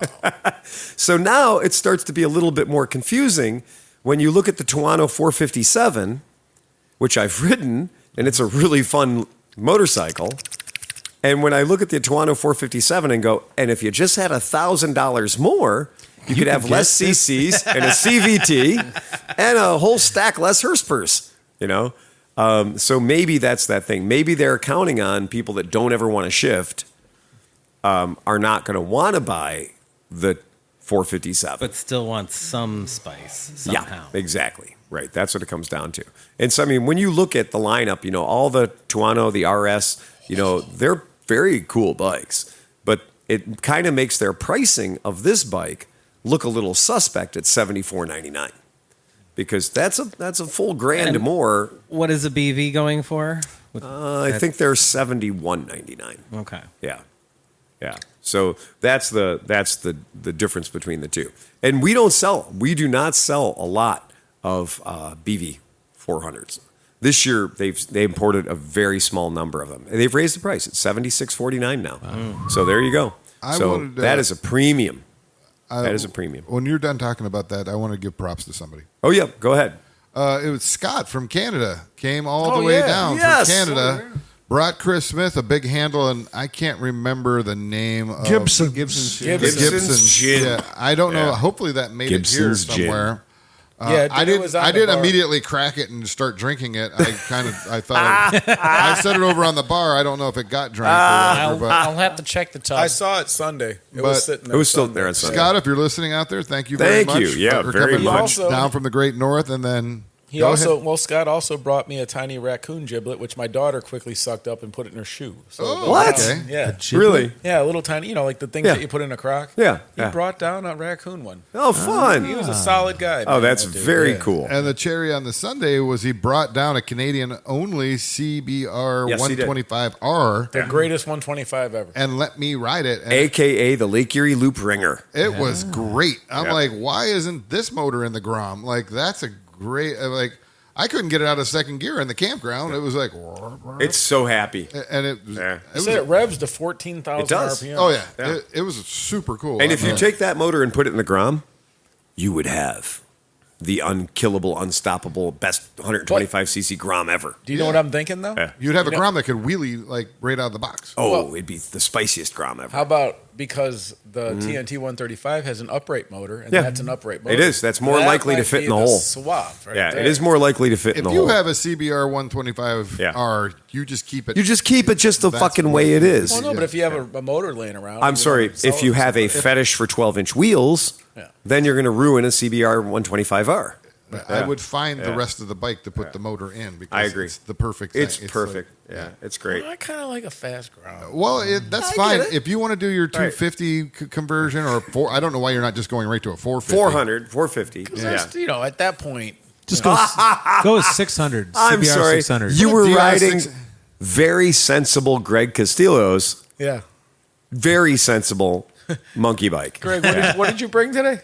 It's the Sky Team Z50 with a 190cc 5-speed electric start, 8-inch wheels. Yep. Yeah, it's pretty gnarly. Well, on a 2-foot wheelbase. Right. yeah, it is. Yeah, you Yeah. can put it in in any small closet. There's an adapter. You can put it in front of Kmart and it takes quarters and That's just goes. true. No, but it is way too fast. It in is. a good way. in a stupid way. Yeah. It is. I mean, Bonkers. I was literally riding it, like test riding it before Mid Ohio because I was going to ride it in Lab for History. Woo! And Yeah, it pulled the studs right out of the rear wheel, and so I had to red Loctite them in with some titanium bolts. And then I was riding it yesterday, and it was the nuts came off of the exhaust right on the motor. I'm like, so yeah, this is it.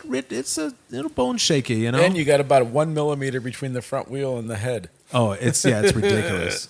It's probably the stupidest thing I've ever built, but it's fun. I know. In fifth gear, it just puddle. I mean, if you're just idling at fifth gear, you're at 40, 45 miles an hour and just like, pop, pop, pop, pop, pop, pop. And it's nice. I got to build one. Yep. Yeah. It's getting bigger. It's getting crazy. We're getting dumb now. So there's Smaller this, and there's this more Italian power. guy running around, and he's like, hey, have you heard I'm buying Ducati? What? Yeah, this guy's telling everybody. He's like, I'm buying Ducati.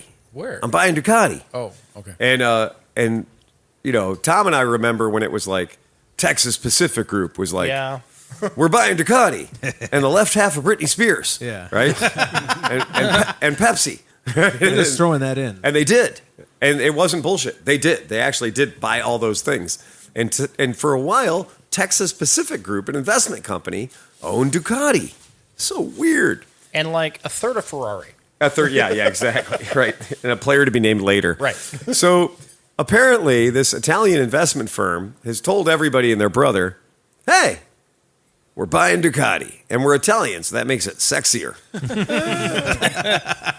And Volkswagen VAG Yeah. has said, "Oh, hold on a second there.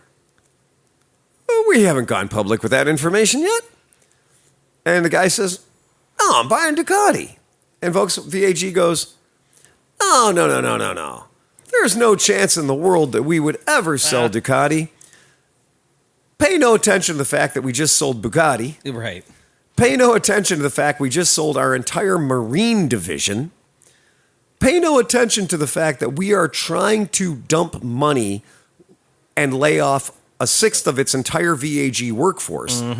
They sold this Everlance part, which used to be called MAN. So MAN, MAN is MAN. MAN. All right. MAN makes the motors that go in freighters. Yep. And they're bigger than houses, right? It's small engine repair. Oh, yeah. Do not apply for this job. This is you can walk inside the engine repair. And they sold that. And they sold it at a tidy profit for some $8 billion, right?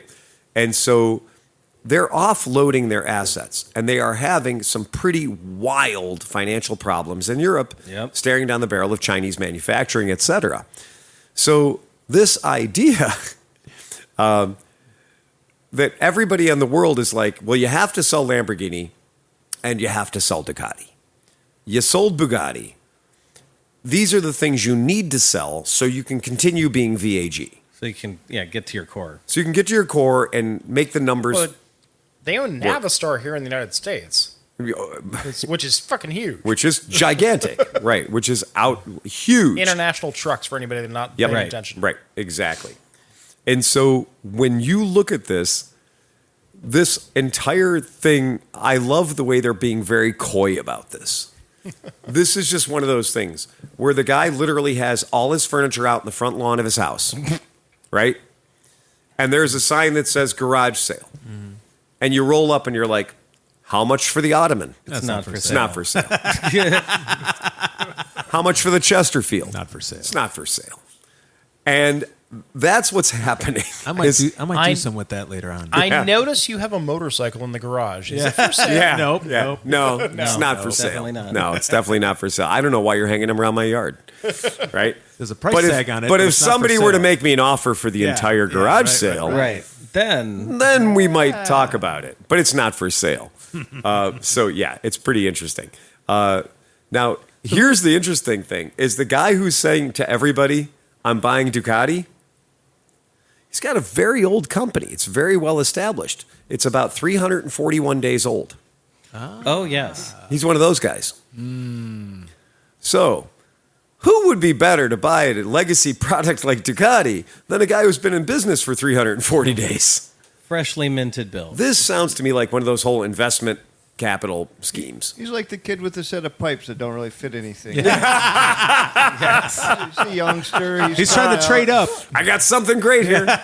You remember when you were young and hungry, right? Yep. So they said that the sole intent of regaining the ownership of the individual companies part of our national and cultural identity. Purchasing Italian companies that are no longer owned by Italians. Well, there's a thing. Mm-hmm. Benelli, Motor Marini. Mm-hmm. Let's start listing all the Italian companies that are no longer owned by Italians, and hence targeting the German ownership of Ducati. That's quite something. I think that this is extremely interesting, but I also think that if you take Ducati, which is doing very well right now, maybe somebody should do that for American companies. Right. Also true. Right. If you take a company that's doing very well right now, and you the Italians have already tried to buy American companies. That's how Chrysler got fucked up.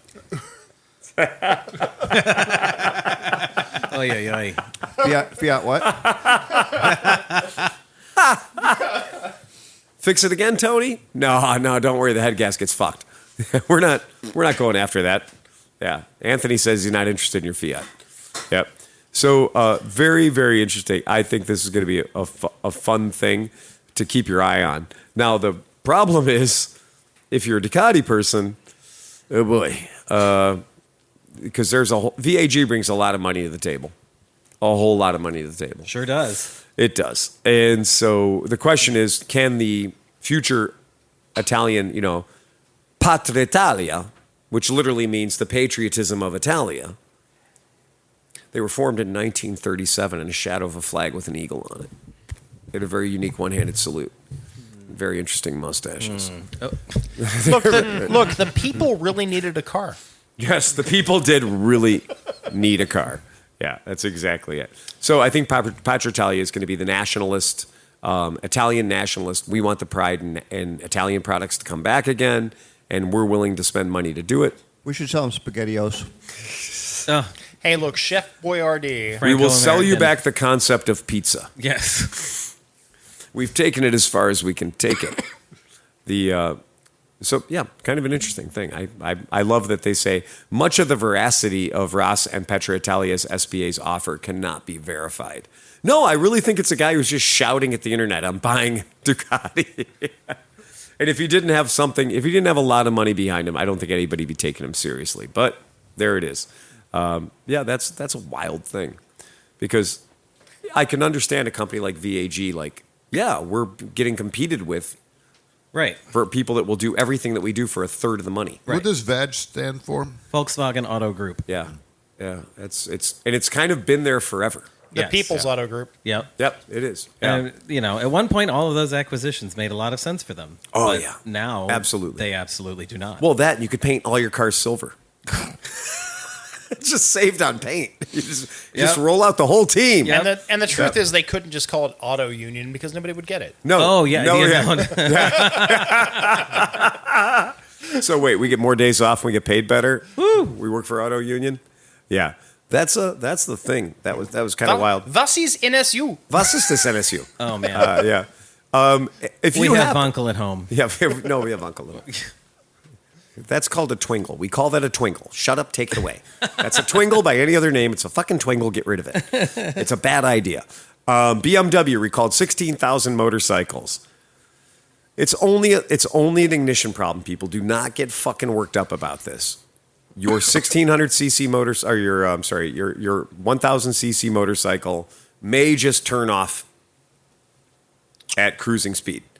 It doesn't affect Sleepy because it's only in the 2020 and newer models. But it only matters if you let your subscription lapse. Ah, that's what it is. Yes. Okay. You have to make sure your credit card on file is up to date. 16,000 BMWs, they're saying the ignition lock may cause instrument display, rear lighting, and other systems such as ABS, etc., to fail, causing an engine stall whilst riding. Eek. Not really a big deal. Well, what if you're on track? If you're on track, it's a big fucking problem. Because it's S1000RR, right? Yes, it is. It's an S1000RR. So a lot of these rich fucks buy those to just go to the track. Yeah.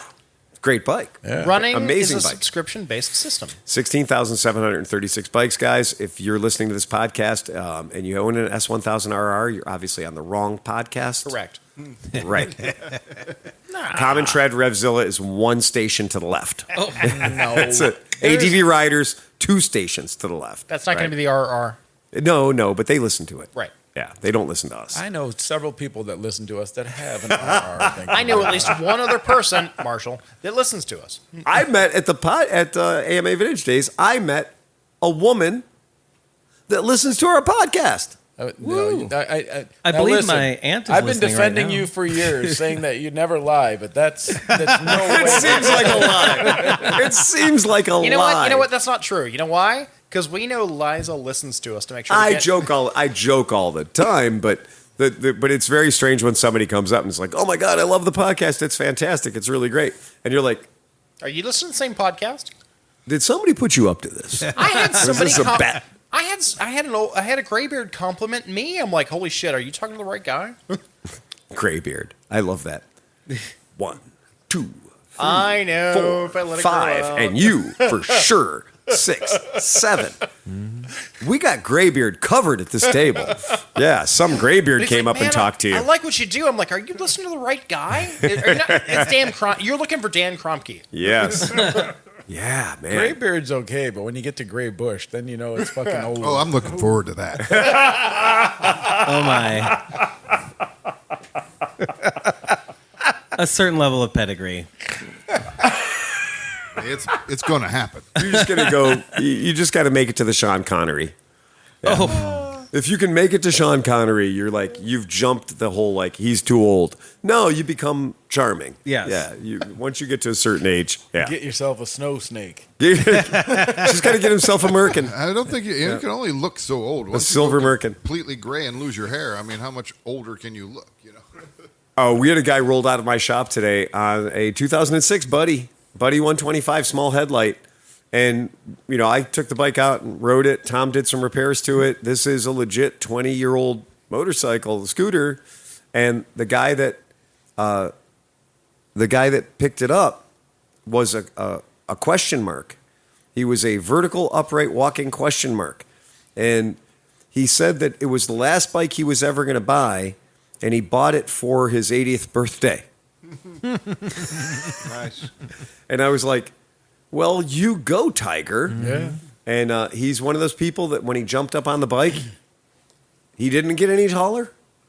His head stayed at the exact same elevation. How many miles were on this thing? He just scoliosis his spine right up on it. It was probably about 18K, 19K. It wasn't too high or too low. So- Pretty moderate. Yeah. Here's an interesting About a thing grand a about year. He just got a Kenda, so it's going to last the rest of his life. Yeah, he does. He did buy a forever tire. But here's an interesting thing about buddies. So I was taking my buddy to sell down there, and I've been having a hard time getting it to run properly, right? It's been back and forth. John helped me for a while, but it was still not doing right? So I take it down there, had it kind of start, and put a sign on the front of it. Right. And the bike was like, oh, fuck, you're serious. Oh, we're not messing It was around. like, wait, you're going to sell me? Right. And so I tweaked, all I did was tweak the fucking idle, and all of a sudden it ran the entire week, and it made me love it again. Awesome. And then I didn't sell it. yeah. I was gonna say it was lovely around the track. Yeah, right. It was like it worked. It was good. So Yeah. great. This carb that I've been fucking with for 2.5 months that wouldn't work. Yeah. Once I put a for sale sign on it, was like, okay, I'm good. We're gonna work now. It's funny how that I seem to jokingly- remember fucking with it too. By the Yeah. way, I said you Exactly. fucked with. Did you not hear me? Yeah, he did. He gave you I props. want to make sure I get all kinds of props. He got all kinds of props. Okay. I've jokingly said for years, if you won't work, I will just throw you in a fucking corner for 6 months until you learn better. Yeah. You're going to get a 6-month timeout while I think about other things. Yeah. Which means that everything in my garage will fire up tomorrow. Oh, yeah, definitely. The weird thing was the menagerie of shit that we took with us, the weird bikes we took with us. The one that got more fucking press than anything was the shit-hammered Stella. Yeah. The Stella. Oh, God. The Stella was chewed up and spit out. The Stella that had seen things.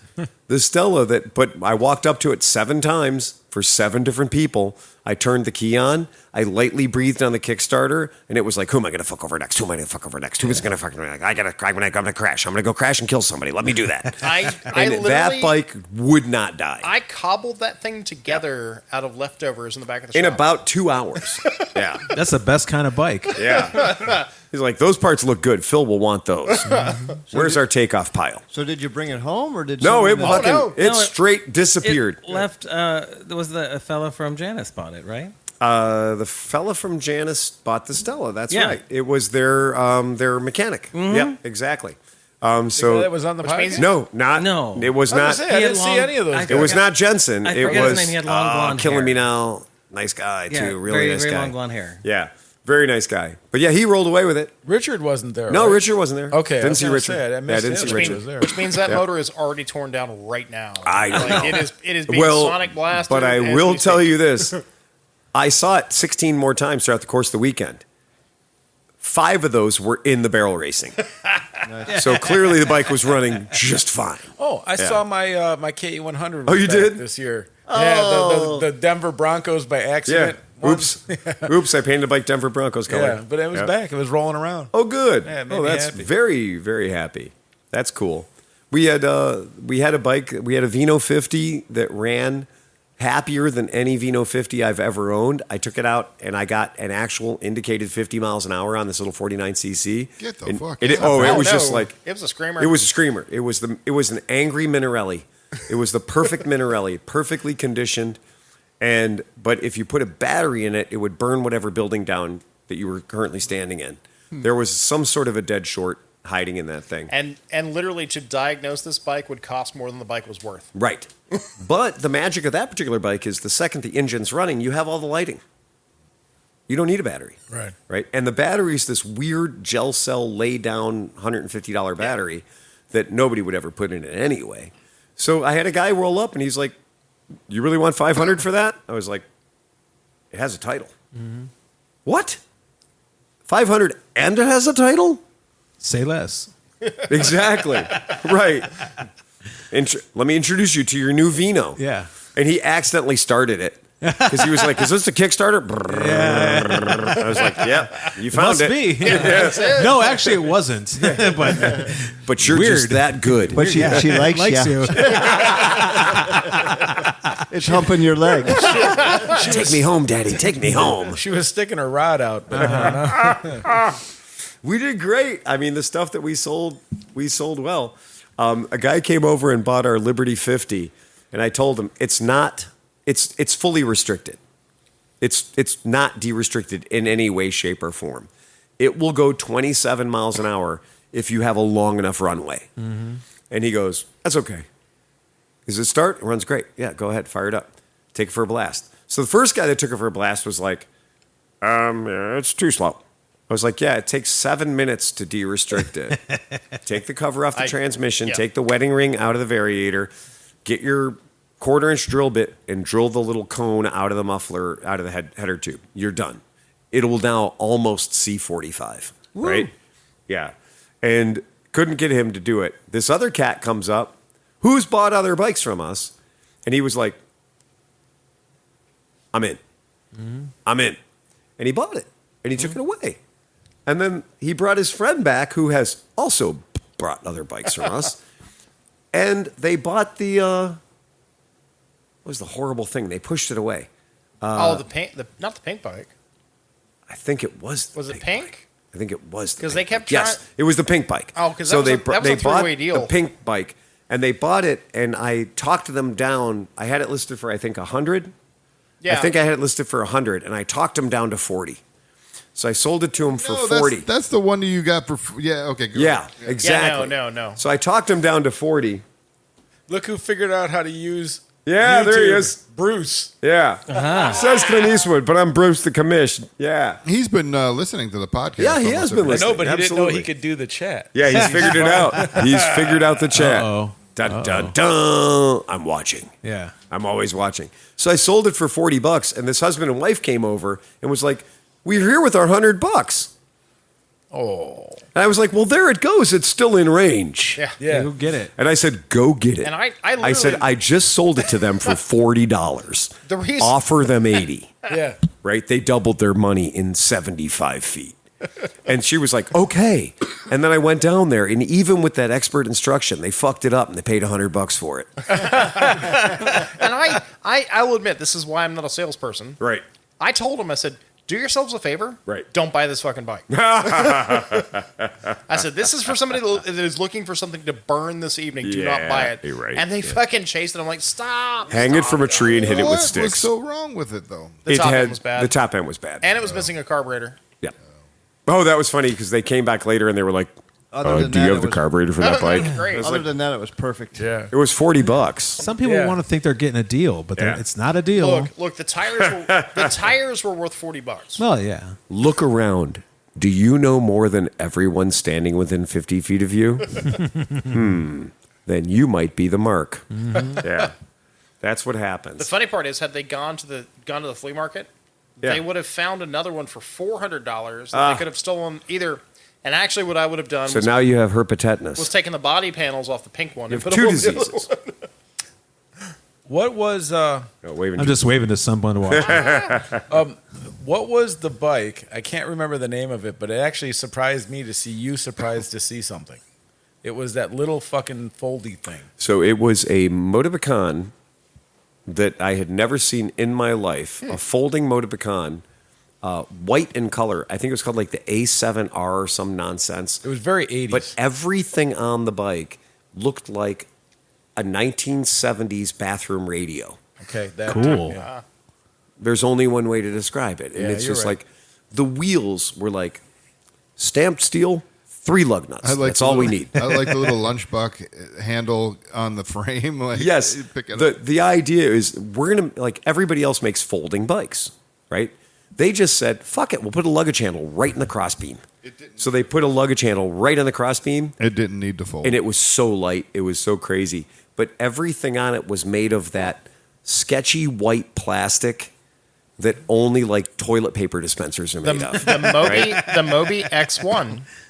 Was it the Moby X1? It's called the Moby. Is that I what mean, it was? that's what you're talking about, right? What, I The Motopecan X1A folding. The Motopecan Moby X1. Was it made out of Bakelite? I'll tell you if I see. It's going to be the cheapest plastic you can get from, like the AMF Roadmaster of the 70s. Oh, He said that it the was supposed to junk. have side panels that he didn't Yes, have. he said that there were side panels. Yes, that is what it is. Tom, once again, Tom to the Mother of rescue. God. Tom fucking nailed it.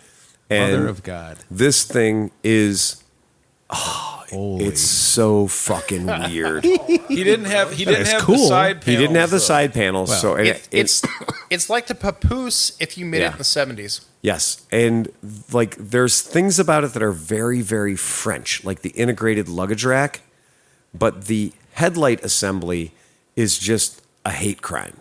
Like you know that the second you aim that headlight Yeah. assembly, It just goes- It's just going to shatter instantly. Yeah, and it's just everything about it was delicate and going to break instantly. Looks like it's got a nice seat on it. I had never seen one of these in person, and yet he rode up on it, and he was not taking care of it. How he many was laps do you think that did in the barrel races? like 10,000. I think he was hate fucking it. I think he was like, I'm going to make this thing die because just so I don't have to ride it anymore. And he wasn't a little kid that was riding it either. But the lines on it, the lines on this thing are just should have come in the trunk of a Citroën. You know, it's just one of those things. It looks like a jet ski. It does. It really does. And Oh, there it's folded. that's folded. You know, that's the extent of the folding, by the way. It's just I pulled too hard on the handlebars. That's the extent of the folding. And then there's a little weird piece of plastic behind the pedal. And if you twist the little piece of plastic, because that's not fragile or anything, then it goes from being I'm a bicycle to this is how you start the engine. With that little tiny white piece of plastic behind the crank. Yeah, I see it. Because that's totally stable and reliable and not going to break by looking at it too hard. No. Yeah. Yeah, that's what it was. That's what he showed up on.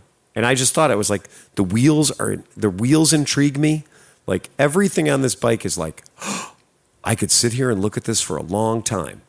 Do you want one? Oh fuck no, I don't want one. But no, I've never seen one.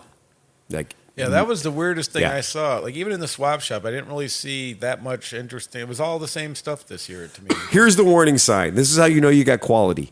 Do not sit on machine when using center stand. It'll crumple. Yes, that's exactly right. They're It's made telling out of, you. It's made out of pock metal. telling you. If the center stand is down, Do not don't sit on the No. bike Yeah. because you're going to break its back. Yeah. Yeah. You're going to crack Break its its legs. spine. Yep. I like Yeah. the number plate. That's This is a much later one. It's got a very smaller that's and a- reasonable headlight. Yeah, that's different. The one we saw, the headlight was a double bagger. You nailed it. It looked like a fucking alarm does. clock stuck The in the middle of the 70s. handle. I still have a toilet radio from the 70s. Yes, It it's does- a toilet radio it does for look- sure. The toilet Yeah. paper holder radio. Yeah, the Did you toilet have a paper poop holder knife? for sure. That was the important question. There you go. No poop knife? All No right, poop you're knife. good. Yeah, it was really, really, French. Totally French. Yeah, again, never seen one. Never had one roll up on me that I was aware of until this I one. like the wheels. Those are cool. I love the wheels. The wheels are beautiful. The wheels are like, it's one of those things where you're like, you pick out something nice about the bike. Yeah. Those wheels are really nice. Well, because a lot of little bikes, I mean, Just stamped it's easier steel to do garbage. stamp steel. Yep. That's Yeah. cheaper than to actually Yeah. make a nice rim for something like that. You know, Oh, yeah. You look at this thing and you're like, you know, when all the kids got together and brought out their Moto Pecans, this is the kid that said, "I'm leaving mine at home." I don't want anyone to see me on this. Yeah. No, Tommy, it's a Moto Pecan like your other friends have. You know what I saw? No, it's not. that This I is had- the AMF Roachmaster. I was about to say, I hadn't seen one since like mine, like the AMF fucking. Exactly Good. what you're talking about. Right, but Every now- year, I think we're finally rid of those fucking things. But dude, I have a fond memory because I put 20,000 miles on. When well, I in my sent you the one backyard. on Marketplace. No, There's I one know. But $400. Now they're turning brown. Like Yeah. they're Yeah, They're 'cause not even they're- orange nope, anymore. They just they're like sun-faded. yeah, it's insane. They're like a whole. Now they're shit brown. So Yeah. now they're Oh, totally man. bad and shit brown. Come on. Tom, what was the thing that you saw? Wait, AMF Roadmasters were tan or orange. Not anymore. no, Not anymore. no, Oh, because there the were- tan ones were probably white and the Yeah. orange ones have turned brown. Yeah. But Tom, didn't you see some like 1920s or 30s? Well, there was those they were Chintaro or something. Value the folding ones. The folding bikes. Yeah. They're They all slide into each other about the size of a suitcase. They have literally been sold under 73 different Exactly. names. Yeah, every suitcase. In Value fact, pack or the something. Val Pack or whatever. Right. Right. Yeah. It's literally. and yeah. the plastic side covers are always gone because Yes. they break in I mean, break in half. I believe several of them wandered their way into skid mark. yes, Yeah. and they're fun, but literally it is a Samsonite suitcase with a 125cc Predator motor shoved You into had to them. have your fucking DNA all over that fucking Centauro with skid mark, didn't you? Yeah, I thought so. Well, wait. So everybody Yeah. here, nobody bought anything except for somebody did. What did I you did. buy? I bought That's 2 Centaur. bikes at Mid Ohio. There's the Centaur for the people at home that want See, to the know what bad thing we're with the talking about. Centaur is it had a Clinton motor. Yeah. And it had a weird like exhaust that went out the back, but like the sides were like the thinnest of the garbage Yes. plastic.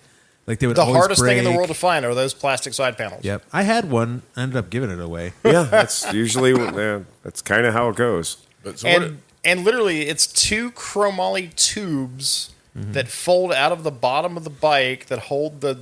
And this was back when you were flying like what DC-5s.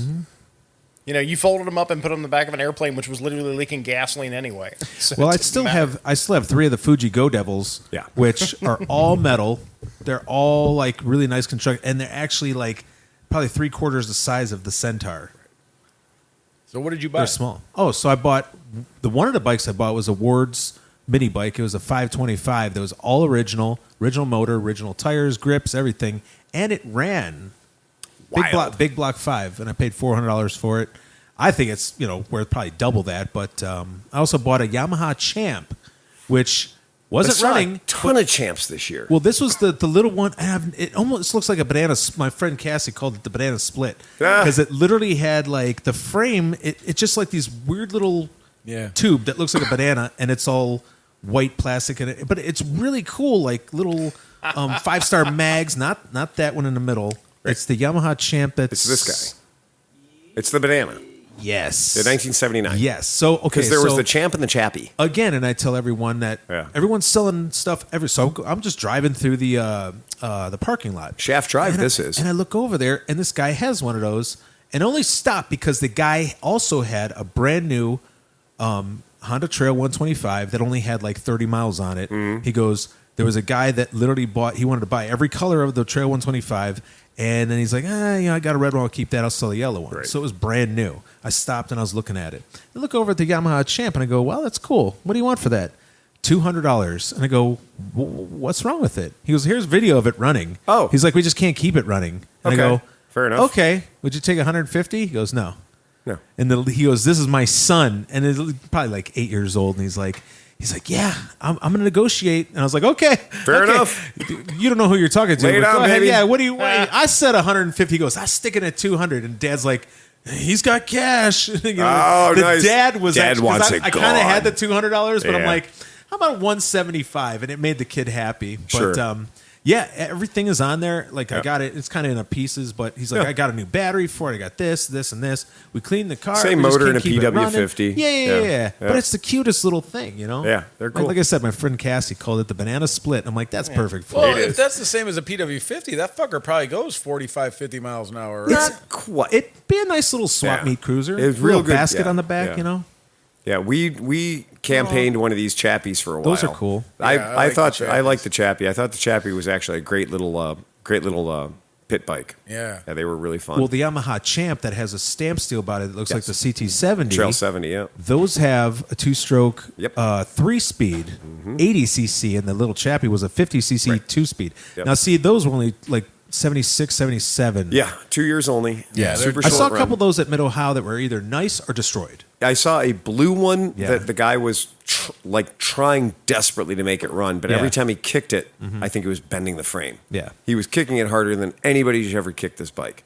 And it was a blue one, and it was not living its best life. I don't think they made many of those because No. you see a ton of CT70s. You That's right. never see a Yamaha Champ. Yeah, it just did The not Chappies win. are everywhere. Yep, They made a Chappies lot are- more than yeah, those. Chappies those are, in the Champ. and tube frame champs are not hard to find. Yeah, but Mid Ohio is the place. Obviously, it's the place where all the weird bikes, the weird small bikes. That's go. the problem with the swap meet is everyone's bringing the same exact stuff they brought the year before. Yes. It's like Yeah. you took it home that year. You're Yep. not going to sell it this year for more money. You It's know? not. Like, It's had its time. you said it before, Phil. Read the room. Yeah, what is read the people room, man. buying? All right, you know. So, what is your guys go through? What did you think? Are prices where they should be? Are they still too high? Are they low? What's going on with prices? I mean, we were selling shit cheap. Yeah. I mean, we were legitimately selling shit cheap.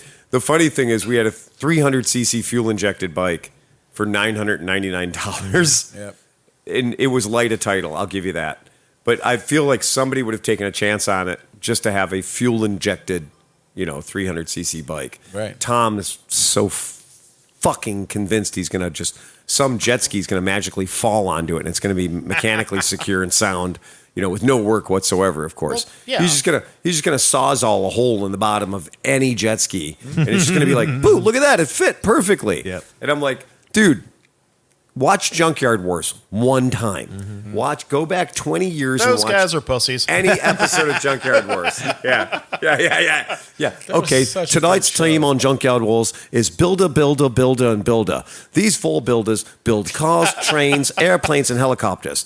Here, watch them struggle fuck a fucking jet ski into a fucking scooter. Yeah. Yep. Tom's like, I could do that in 5 minutes. Yeah, fuck it. That was a great fucking show, man. Yeah, it was. Oh, I love that show. Absolutely great.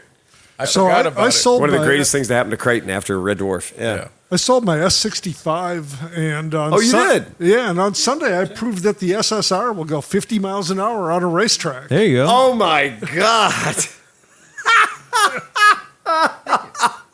Wait a second. An SSR 125 with knobbies Ooh. And questionably attached body and a work. 60-year-old hippie, Well, right? full tuck. Were you full tuck? Leathers? Oh yeah, it was wide open.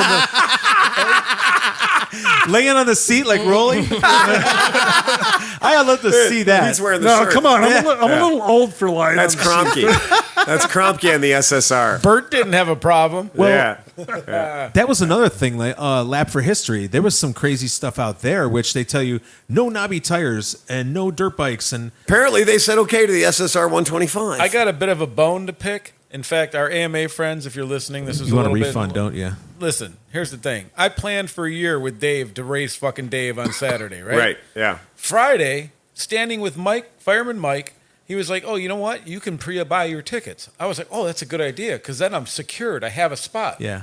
So I bought Friday They and did Saturday. sell out Saturday. Well, I bought Friday and Saturday. Yeah. Right. I You went and prepaid did for it. Friday. Yeah. Okay. Now I'm prepaid for. I'm one of the guys that's already in. Yeah. I gave you my money. Yeah. Right. So I have no rush to get up there. Oh, you're leaving at 12? Yeah. I'll get I'll there be at right there, 11:45. yeah. Yeah, right? I roll up and they're like, yeah, we're sold out. I'm like, yeah, no, that's fine. I bought my ticket yesterday. They're like, we don't go by the tickets. We go by the wristbands. See, that's bull. And so I was like, so why did I pre-buy my ticket? Yeah. She's like, oh, I can't help you. And so I was going to get mad, but then somebody else got mad, and he looked like such an asshole that I'm like, I can't be mad. Yeah, I have to go that's away true. now. That is true. They Well, we did the same thing, and we rode Sunday instead. Yeah. And Okay. There was like 80 bikes instead Really? of 300, and we Yeah. got to do 4 laps. Oh, nice. I think I they do was- that on Sunday 4 laps. I was going to do it, but I was taking the tent down. Rules: tires and speed. Street legal tires only. No knobby or dirt tires. So- Bikes must safely maintain at least 25 miles per hour. Gear: riders must wear a helmet, long pants, no shorts, and closed-toe shoes. Motorcycles must be clean and free of fluid leaks.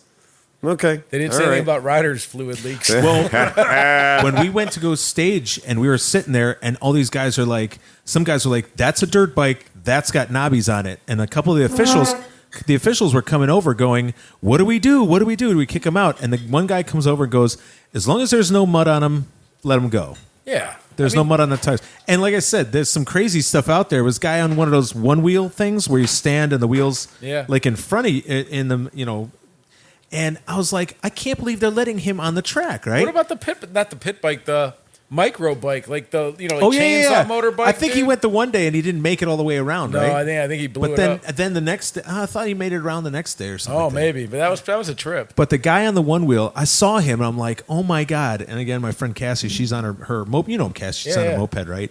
And she's loving, she's the first time she's ever been there and she's going around the track. And we see this guy, we're coming down the back straightaway and she's like full tuck. And I got video of her passing the guy on the one wheel and I was just laughing because I'm like, oh, that's great. Like some of those people, like you see them and they're on the freeway and they're like fully leaned over. This guy was like way into it. I'm like, I could just see him coming off that straightaway into the first turn and just eating shit in the chicane. Yeah. But like, You know what's interesting? I can't believe they let him on the track with that thing. Dude, watching the lap of history, seeing some of the people ride, Yeah. it's like these motherfuckers can't ride.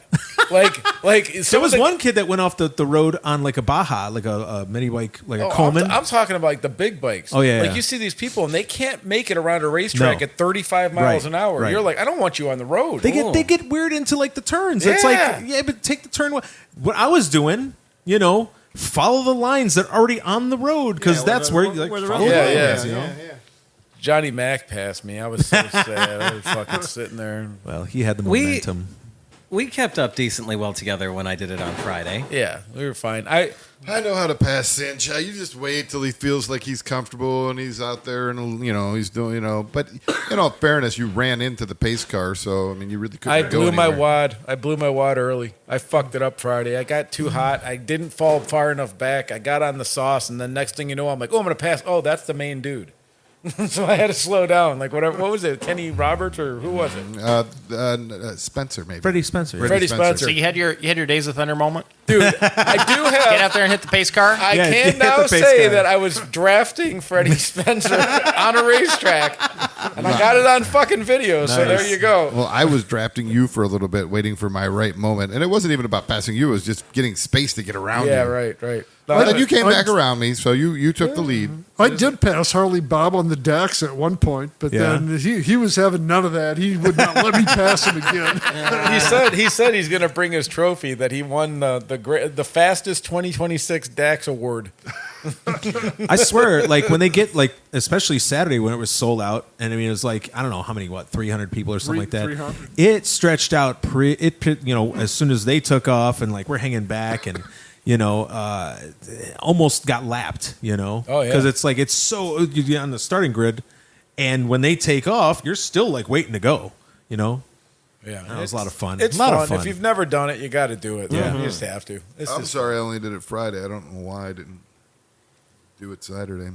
Well, you guys were talking about going riding in the woods. A lot of people don't understand. They don't want you in the woods before the race because they have it mapped out. They have it, they don't want kind of manicured. They don't want you Yeah. rutting it up and everything else. Then when the hair scramble is over, because it's only Friday, when it's over, go in there. But then they have it roped off for the trials. Yeah, and there's certain areas, like if it says restricted, don't Yeah. fucking go in the Well, restricted. they did block off the hill, especially in the back by the RV camping, because I think a lot of people are trying to drive golf carts down there. That was one of the smartest things they've Right. ever done. They put a was gate- putting the yeah, gate up right. by the hill climb. Yeah.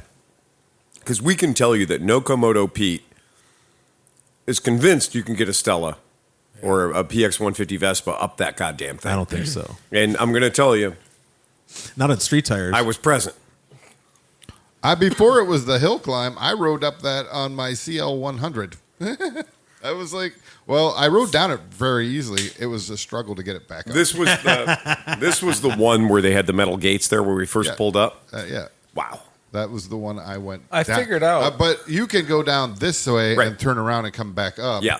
The one on the other side, I Yeah. didn't ever try that. No, I don't think anybody should. That's I would on without a helicopter. on your bike. I figured out what Pete was doing possibly. So people take guitars, right? And you can relic them. So I don't get it. You take a brand new guitar, you beat Right, the you shit relic out of it, it, drag and it people behind pay your a bunch car. more money, right? Yeah, absolutely. So that's Pete. He probably relicked just- that Vespa. He's a Vespa relicer. He relicked that Vespa. He did because it was Pristine. unrecognizable. I didn't know you could put that many dents without the panels falling off. Seriously, I gotta say, it was evenly fucked. Yeah. It was hurt on every corner. Yeah. And when the bell rang and it was like he can't do it anymore, and the guy showed up with a Bobcat recovery vehicle. When the guy shows up the Bobcat ATV, and they just picked it up and threw it on its side. Yeah. This is a vehicle that showed up upright in the back of the truck with cloths under the tie-down Yeah, straps. like carefully tied. Like we don't want the tie-down straps to scratch the paint on this thing. And let's not forget, this was Thursday. Right. Yeah. And Of then it was Mid-Ohio. sliding around on the back of a Bobcat, Right. on the metal I'm deck. just saying, it took Pete 6.5 hours to go kill that from bike. I arrived Yeah. to Mid-Ohio to I am completely fucking shit hammered and I destroyed my fucking motorcycle. And he stays there. Yeah, the And he whole will week. not. Vini, And he will Vini. not wipe Yeah. his face off. Yeah. Vini, He's that Vini, dirty Vini, little kid Vino. that you just want to Yeah. wipe his face off. He will not wipe his No, face off. he was in it. He was in it for the entire blood and soul of the experience. I got no problem with that. What's going on at Flat miss Out, it. I man? miss What's your those next guys. big event? You got something going on? I don't think so. No? Yeah, you do. Doing any fun 18th. bike nights? The Or 18th? isn't the sober bike night? The thing? dry bike night. 15th, I think. We're not going to be back. Yeah, we're going to be in Colorado. Oh, that's why it's the dry bike night. Yeah, I'm not sure. I'm going to Colorado. Me and Pete. So that's the one thing I was like, I wasn't going to do it because of so much going on with the Flat Out Garage. Right. And I was like, and one of the guys dropped out. Who dropped out? Johnny Reinhardt. No, the other guy.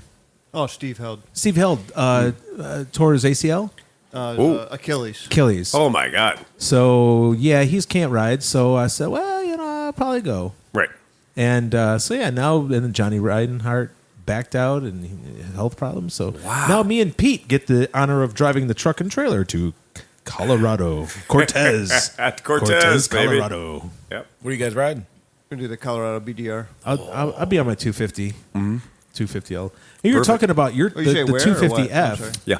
You're talking about the 250F. I don't know what the difference is between the 250L. Everyone keeps asking me if my bike's like a 450 because it's so big in stature, which your bike, the newer ones, they just look like they're It smaller. just looks like every other I red don't know if Honda it's the dirt same bike. motor. Yeah. But even the hair scramblers, I didn't know you could Yeah. race like a newer Oh yeah. XR200. Yeah, they were out there. Yeah. Because Yeah, they were haven't changed the going motor. mad. Yeah. I Oh want yeah. to race next year. I want to build a race bike. Okay. Either hair scramble or trials. I want to do trials. The video of the hair scrambles. I figure I could have done both on my bike. Why didn't you? Because I'm like, why You don't should've I? wore I the guess you will ferry next year because then you can get in Thursday morning Yeah. at 0700. Wear the ferry outfit. Wednesday. Wednesday, that's right. You can get in even earlier. Yeah, you can. I don't think I need more days of Mid Ohio. the Bourbon Ferry hair scramble. Yeah. Okay, Why not? Why not? I mean, Threaten me with a good time. try to stop me. The one thing that's kind of nice about it being dusty is once you get a good crust layer, you don't stink anymore. You don't have to shower anymore. The stuff that came out of my nose on Monday. Wow. Right? I mean, it was pretty something. Yeah. I know it's like prior to that, I blew my nose several times, and I was like, okay, that tracks, that's good. But something had worked its way up into my upper sinus passageways, and it didn't drain itself, it didn't come down properly until Monday evening. And I was riding my bicycle, and I was like, whoa, wait, something just moved. Something just moved. And I shot a caterpillar out of my right nostril. And it was like, Oh, my word. it hit the ground, and I was like, ooh, did that crawl up my nose, or is that just like 18 layers of dirt? Then it was 18 layers of dirt.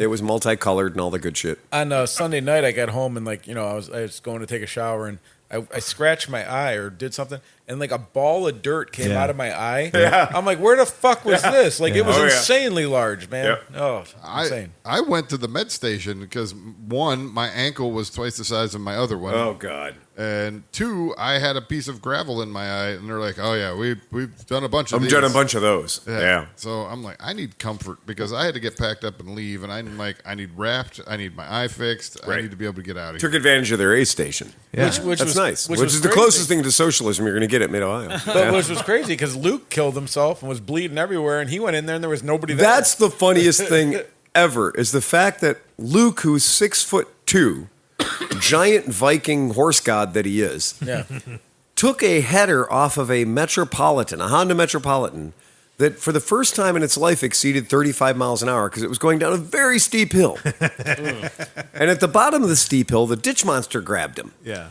So as the bike was going by, the ditch monster reached out and grabbed the bike and said, I'm keeping the bike. But he went forward on his nipples and his hands. And I was like, that was pretty something. So I shot up and got Piper and John, and I was like, he's laid open pretty good. Like there was a decent amount of chicken meat showing out of his arm. And I was like, I want him to go in there and get it flushed really good. And I want him to get a nice, good, sterile dressing on that thing. It turns out he went in there and the place was vacant. He was just walking around in there. And I was like, so did you help yourself with all the supplies you need to give yourself first aid? He's like, no, I didn't. I didn't bother. I was like, oh. So he came back to the camp and we had to patch him up. So we did. But fortunately, everybody there. They gave me 4 ibuprofen. And I'm like, oh, they did? oh, 4? And they're like, Well, yeah, take 4. okay. I'm like, all right. I didn't hurt. Yeah, I think that we did. I think our field expedient healthcare that we had going on was pretty solid. Yeah, I was pretty I happy checked with it. with you didn't have to have insurance. So I was No, like, oh, it's free. No, it's free. It's an aid station. Aid stations are always free. Well, you should have like a first aid station next to the not a ramp. Not a. Because remember, at the one point in the middle of the night, we hear "wee," and then you hear the guy hitting the trash can and going, "Oh!" And we look over and like he didn't know it was not a ramp. Dude, that guy hit that trash can so hard, right into the trash, and it can. was full. Yeah. Oh and yeah. When he hit it, it moved a lot.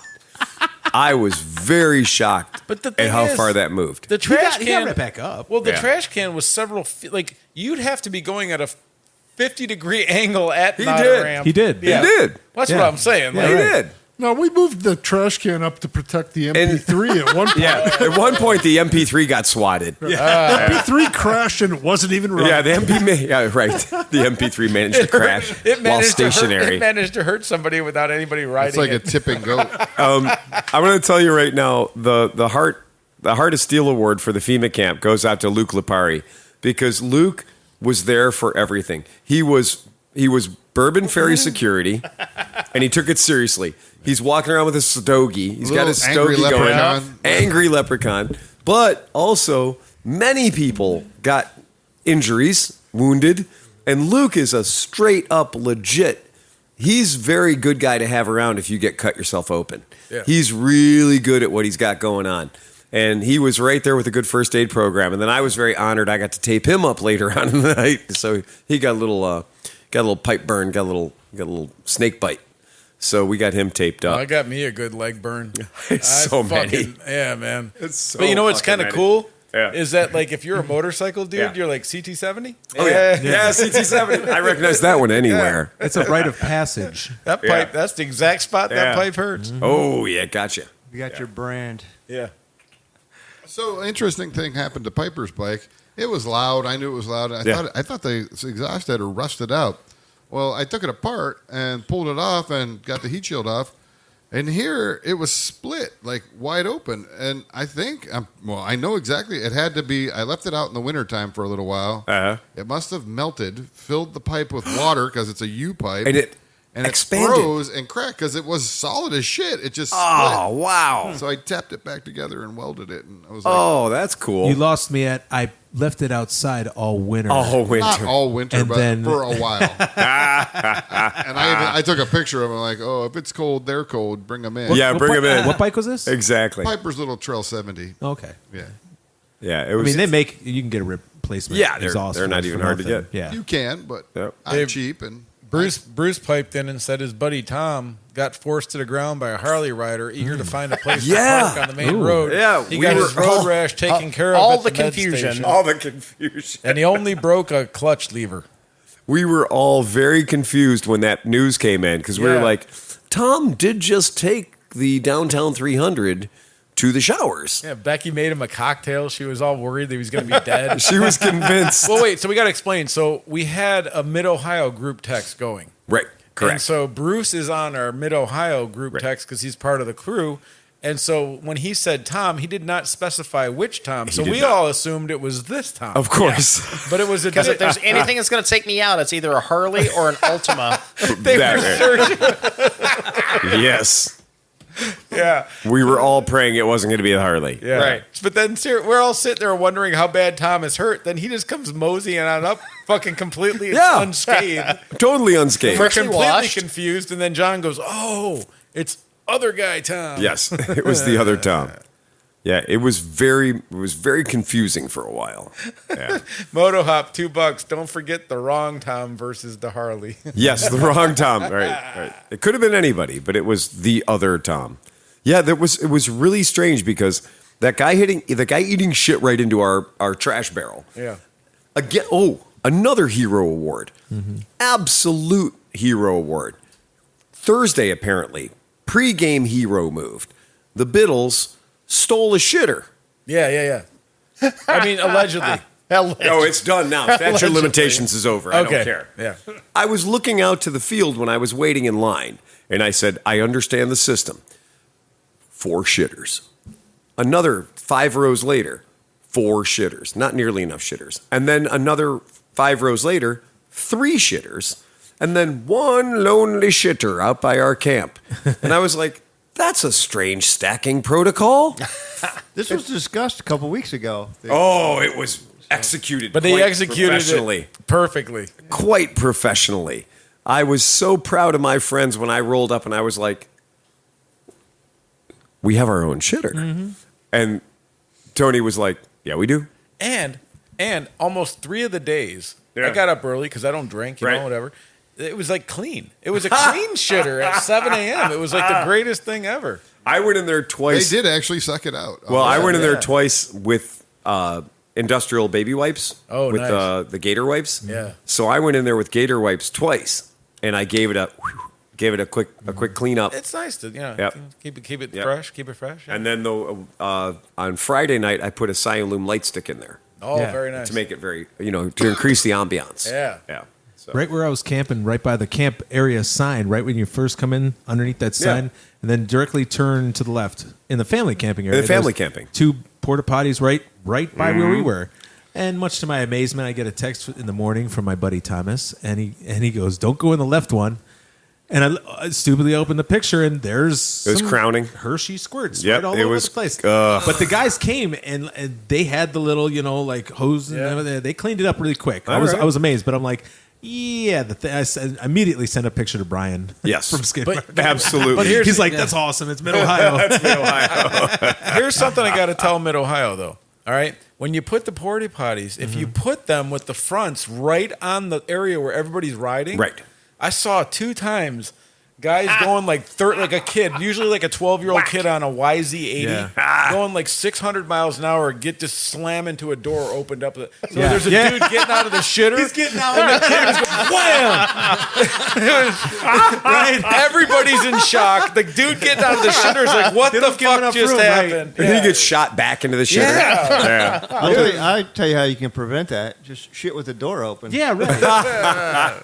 The two that were right by us, where they had them, both crappers were on an angle because there was a ditch, and they were on a hill. So, like, when you were peeing, you're standing like this. What? Come on. I was flipping around, And when you sit down, they roll backwards down the hill. You were literally on an angle like this, and it wasn't great. But That's so evil. yeah, they need to put That's them on terrible. Level ground. It's easy. It's just, you don't have to work hard. Well, it's just just think about an this, easy though. thing. 70,000 people eating bullshit and snacks and crap for fucking 4 days. Not at our camp. Well, no, we ate well. But I'm saying, like, I never ate so fucking healthy. Dude, I went past some camps and they would have 36 bags of beef jerky. That turns into needing a poop night. Yeah. How was that shepherd? Hey, Sleepy, how was your shepherd's pie? Oh, fucking It was amazing. It was incredible. Every single day, the Irish food, everything, man. You got it's fucking amazing. She planned for like 2 weeks. The food, the level of our cuisine at the FEMA camp was just insane. Well, It was just off the hook. We had one listener come up and he's like, hey,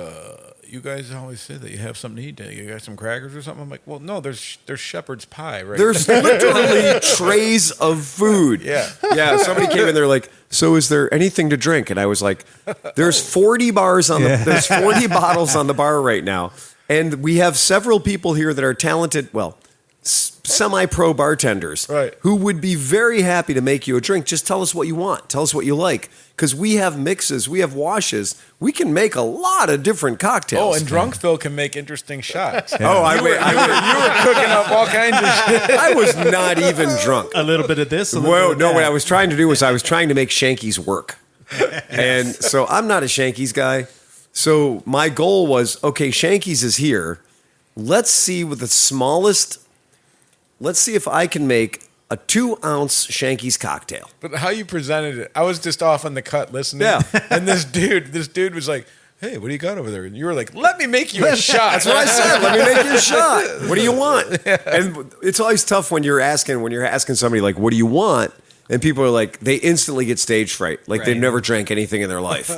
And they're like, I was like, what are you going for? What's your flavor profile? Here, have some Shankies and peanut butter moonshine. That was the best. The Shankies with the peanut butter moonshine and just a kiss of Fireball. And a shot of insulin. Yes. An insulin chaser. Yeah, that turned out to be better than it should have been. Was the Shankies, the peanut butter moonshine, and just It was halfway decent with the apple cinnamon stuff. and too. the apple cinnamon was really good. Yeah, Sure was. Yeah, the apple cinnamon was really nice with the Shankies. Yeah, that worked out. That was very much an apple pie. Absolutely. That was good. Being there and watching everybody. Yeah. If anybody, there were several people that overserved themselves to the point of just being, Comatose. insanely comatose. Yeah. And so if we ever hear that we didn't provide anything, Oh I'm my going to God. slap the fuck out of somebody. Well, by the time for the Bourbon Fairy to make his crawl, Yeah.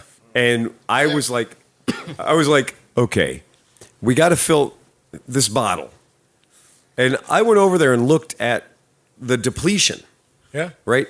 There were some people there that knew how to drink because they'd only gone after the premium bottles. Yeah, right. Right?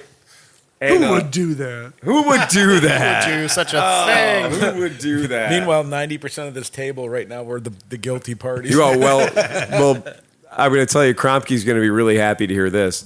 There was a bottle of Willet that showed up that I wisely kept away from you fuckers. Don't look at me.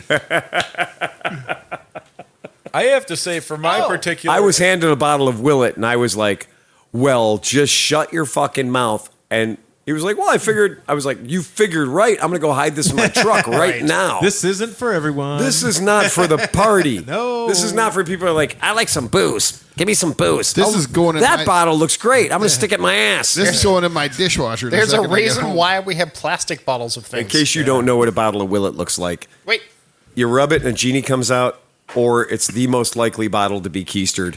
Yeah. Yeah, there it is, right there. Great for hand-to-hand That is- combat. that is a bottle that is most likely going to end up there it at one is. of our parties in somebody's butt. Yeah. The Willet bottle is very, very likely to end up in somebody's For butt. the record, Yeah. as much as I missed him without a naked Jim, Yeah. I'm 50% up on my stash at the end of the weekend. Oh, yeah, because we only smoked out. I only smoked out on Friday. I think you and I smoked out on Saturday? Friday. Friday, So it's yeah. on Saturday. Yeah, we smoked out Marshall on Friday, which was perfect. It was just the right amount. And Well, we were about to go to bed, and I was about done, and Marshall Yeah. said, I could really use one no, hit. Marshall had the hiccups. Yeah, and he said, I could really use one hit. Right. I said, say no more. I can definitely burn Yeah, it." that was hilarious. I was like, you twisted his fucking arm. I know. It's Watch hard. this. But yeah, I just had a little bit on Was Friday, a and then delight. Friday night had a shut me down. There Yeah. was a kid, and hopefully he's listening because I love this kid. But he came up and he wanted to smoke with me really bad. Okay, yeah. So he brought his best shit, and like he was like, Right. yeah, he was like, "Yeah, okay." And so I smoked the whole bowl by Right. accident, and I gave it back to him. By accident. And then I was like, my turn. My turn. He didn't know you were the white. He had no idea he was smoking the Willie. Yeah, the white, the white So Snoop Dogg. I pulled out a 54% fucking infused joint, Right. Nice. and fucking smoked it and hit him, and I didn't see him the Right. rest He of the was gone. Yep. Yeah. He's still lost in the woods, He's- trying to find his way out. Speaking of Lost in the Woods, cheers to Michael Zimborski. Because Michael Zimborski just threw down $5 a month, because we do still have Patreons. And we did get to meet a lot of our Patreons We did. Yes. at the thing. Never meet your heroes. Never. Oh my God. That one guy. Right. That guy showed up with his dad. His dad was about 114 years old. And he goes, I've listened to every single one of your podcasts. Some of them twice. And he goes like, certain episodes. And I was like, yeah, I know Chocolate Thunder. Yeah. And he goes, yeah. He goes, but my dad just can't get enough of them. My dad thinks they're hilarious. So anytime I'm taking my dad to a doctor's appointment or anything else, we got to listen to ClevelandMoto podcast. My dad loves it. And his dad looks up, and his dad is seriously, he's way over 100 years old. And his dad looks up and goes, oh, these are the Cleveland guys. Oh, shit. You guys are fucking hilarious. And it was like, I was like, yeah, cool. That's great. Because we're just trying to talk about motorcycles and maybe help you solve a little problem or two along the way. And he's like, no, it's just, it's like the cursing. It's the cursing. It's the drinking and the cursing. And I was like, come on, man. We're not just like a one-trick pony. We got sober people in our podcast. We just have three I tricks. had the opposite happen. So there was this dude standing off in the cut, and like he was only there on I think Friday. I think it was a one-dayer, right? Oh, and wow. he was really tall and kind of like just being shy. Okay. I go, hey man, what's up? You want to come over and have a drink or anything? He's like, oh no. He goes, so is the motorcycles and misfits here? And I go, well, Liza, yeah, she's up over there and stuff like that. And she goes, well, who's are all these people? And I go, well, we're ClevelandMoto. He goes, oh yeah, I can't listen to you guys. That's the greatest compliment. You should have said that's the greatest compliment we ever got. Yeah. Where's what? the motorcycles You know and misfits? Oh, come and drink our drinks and eat our food. No, I can't listen to you guys. Sleepy? Yes, sir. That's the back of the new shirt. 1 star. 1 star. Yeah. Yeah. No, he was like, he goes, no, there's too much swearing and your content is way over. I can't do you guys. It's okay. All right. You're not hurting my feelings, bud. We're not for everybody. Like, if nobody listened, we would still do this. I was going to say, it would be easier. Yeah, right. We don't have to satisfy anybody. Yeah. We wouldn't have to. Tom's like, you have 6 minutes, guys. Get downstairs. Get in the garage. We wouldn't have to cook all the food. We would have to do everything else. If we did it literally, I promise you guys that are out there listening to this right now, if you weren't there, we would still be avoiding the bar together. Like this group of people would still be hanging out, shooting the shit, trying not to get a DUI. Well, here's the thing. Yeah. Here's the funny part. The people that have been on the cast know this. Right. But it's like we sit here and jabberjaw for 3 hours on here, and then you'd think we'd be like, all right, boys, see you next week. Spent. No, We spent another it's couple 2.5 hours outside. No. at 1 o'clock in the Smoke fuck, like a whole pack of cigarettes outside after this. 1 o'clock in the fucking morning, I literally look at my wrist and go, "Well, it's time for me to go to fucking bed." You may think the podcast is over, but That's Cleveland Moto after hours. My boss wants me to be at work tomorrow. we get real dirty. Now, after the if you're the $500 a month Cleveland Patreon, after you can come, hours. you Yeah, can come and and hang out. outside. That's when we tackle the real issues of the world. Okay, first of all, We're gonna solve some we've world had plenty of problems. people doing this podcast that were at the $1 a month level or the $0 a month level. Anybody who's ever said they want to be on the podcast, we've always just been we've like, paid them I money had a to come couple on. ladies coming over offering to buy a drink. I'm like, you don't have to buy a drink. I thought Come that over was to the adorable. Where's the tip jar? I'm like, Yeah. the tip jar is Yeah. drink it. The have a reason good they wanted to time. buy it is because they were 17. Well, they did have to. Hey, I'm No, kidding, that I'm mama kidding. with the big. as Bourbon Ferry security, I did card everyone. Right, of Yeah. course. Everyone. Everyone that looked even slightly under 40. And honestly, there was nobody that stepped up that looked under 40. No, I'm lying. There was a couple that was like, oh no. You did. You told that Like, there were no. 3 girls that showed up, I'm like, and no. John looked at them and just was like, "No. This is not what the Bourbon Fairy does." I realized last year when I started going, "Hey, ID, ID, your ID, ID, it was time for me to bounce." There was a couple girls over by where they were jumping over the barrel. They Yeah. had the plank right Step on the up. top. Yeah, the step up. Yeah. And the one girl's like, "Oh, we're out of beer. Oh, where are we gonna get beer?" And Where are we gonna I get looked at him like, beer? "Oh my god, are you like 15, 16 years old? What the?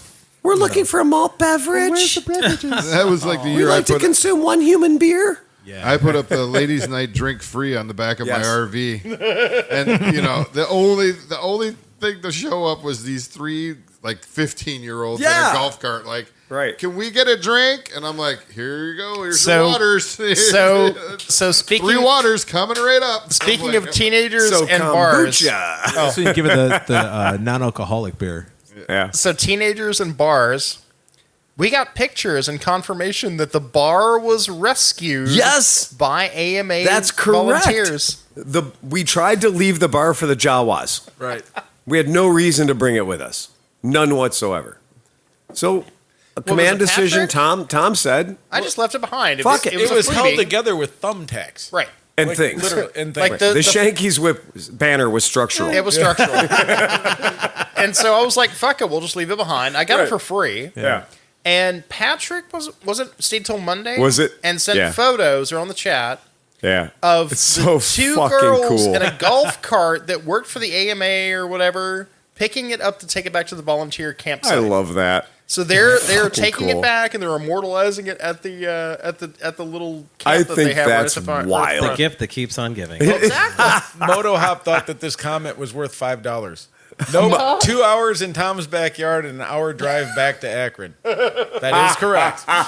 You should not have wasted your $5. I love the fact that Matt from Well, Moto thank you Hop very much, paid Matt. $5 to claw his way to the front Yes. with that banger. Yeah. Well done, Matt. I appreciate that. Thank you, Missy right now is very pissed at him. Right. Thrustin Justin's, he's up about $600 because he always lands them and doesn't pay the $5. Oh, he doesn't? Nice. He's riding for free. Yeah. So you guys know what Superbikes this weekend at? Yeah. Are you going to that? I'll tell you tomorrow if I win tickets from Summit. No, because they were telling me, and I know this is a thing that like if you have the tickets for AMA and you have the tickets for Superbike, you could just stay the whole week. What? Oh, Yeah. wow. Oh, really? You could just stay. For, Oh, my yeah, God. like you could just keep your spot.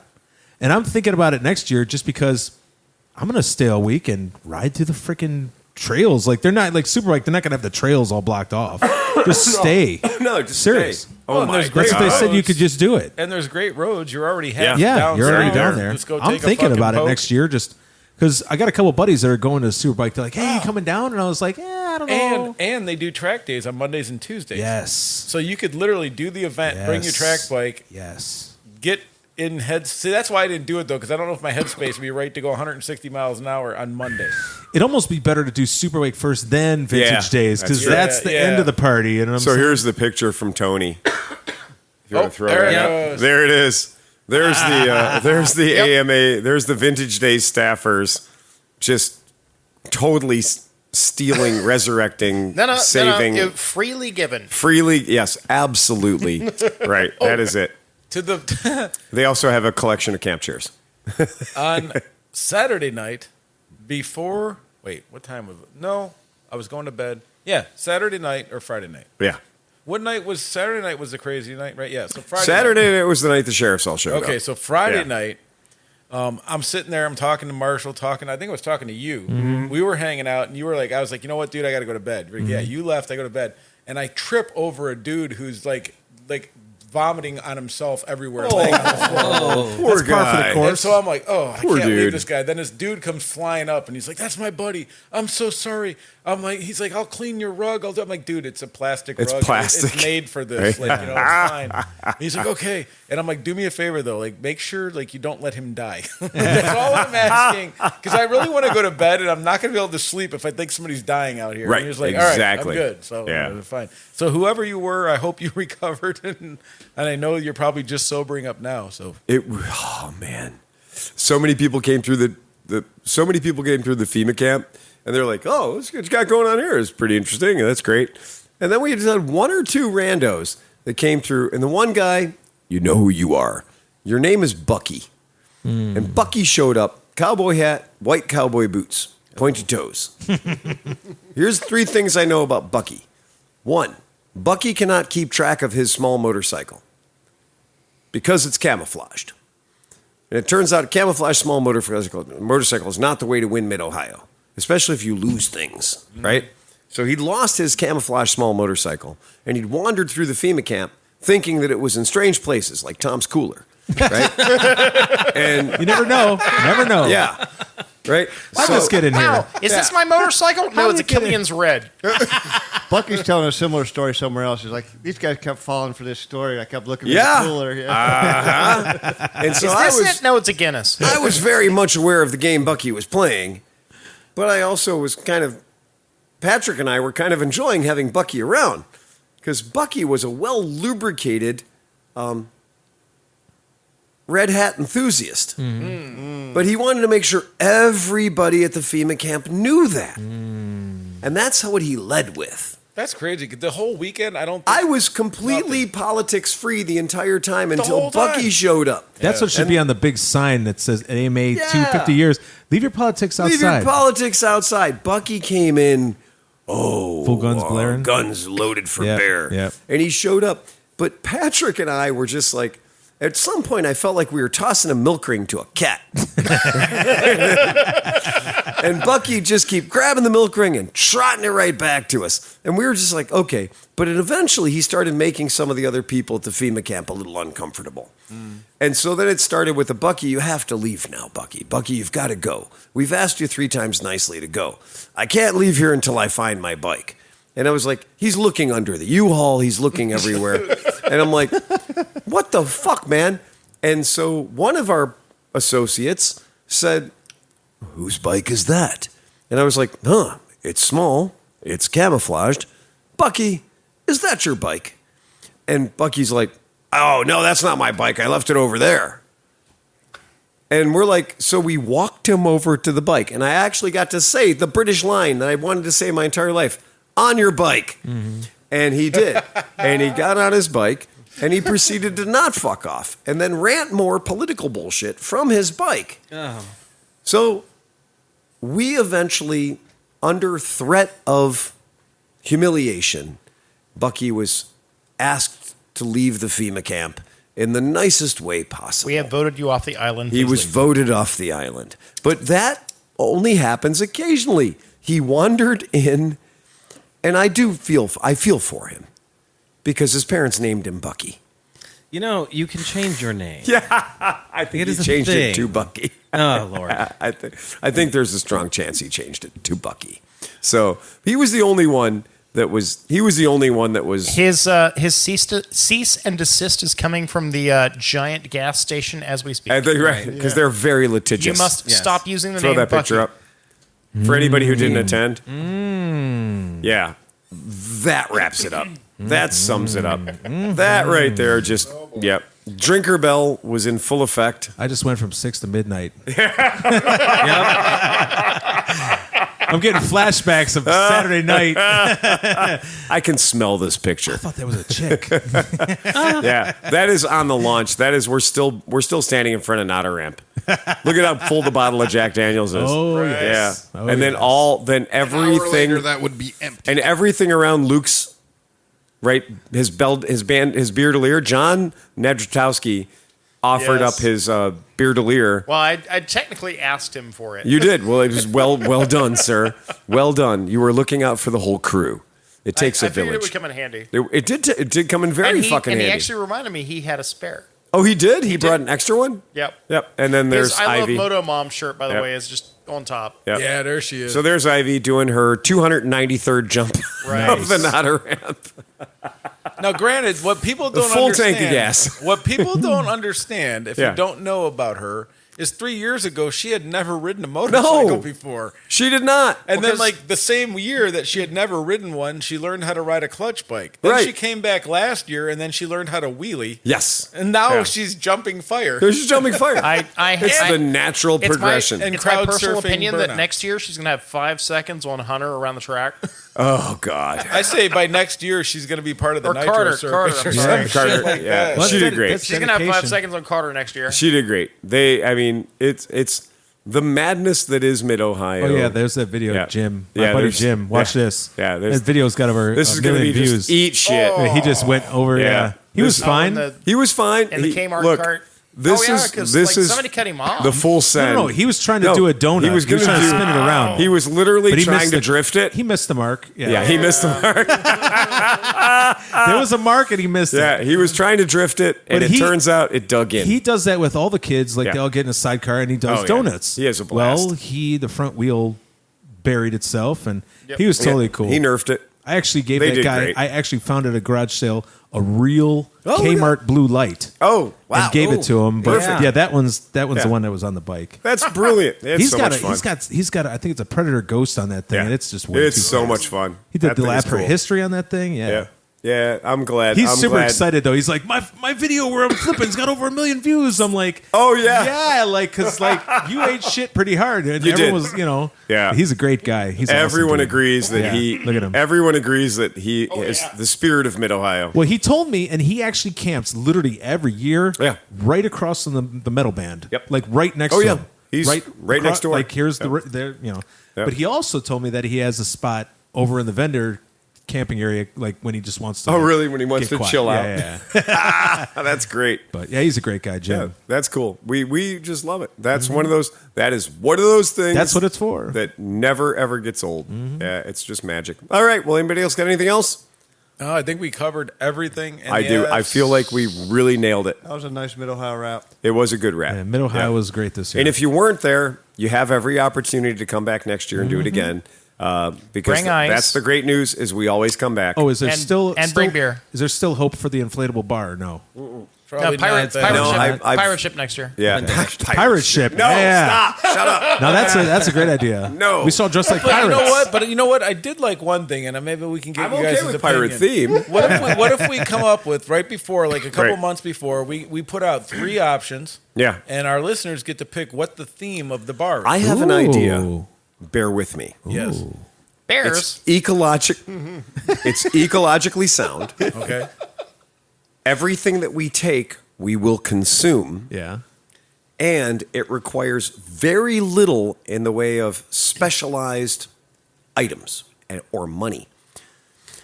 I project, since we cover so much, we cover a lot of square footage. Real estate. We have a lot of real estate. Frontage. So I think what we should do is, Jousting. because we're going to burn, hopefully, the weather's like it was this year, and we're going to burn wood, Yeah. I will donate. I'll stop getting rid of motorcycle crates for about 6 months. So we'll take, and I'll donate my trailer or whatever. We'll put U-Haul, U-Haul, will haul. We'll do about 40 crates, Small Burning Man. and we'll line them up in front of our camp so it looks like the side of a pirate ship. The crates will all be there. All we'll have to do is literally take a 1x1 furring strip, drive it with a very blunt object into the ground so it holds the crate up at a somewhat vertical angle. That's it. And then you just dress the side of it to be a pirate ship using crepe paper, cardboard.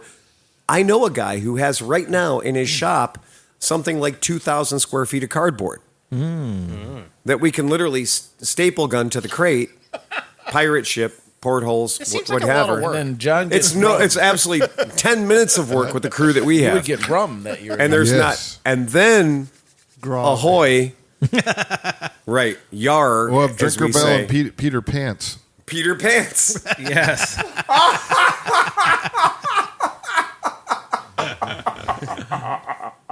Peter Pants. And on that That note, is at the $10 level, ladies and gentlemen. $10 only. Ride fast and take chances. Play us out of here, Drinker Bell. Bum bum bum bum bum bum bum bum bum bum bum bum bum bum bum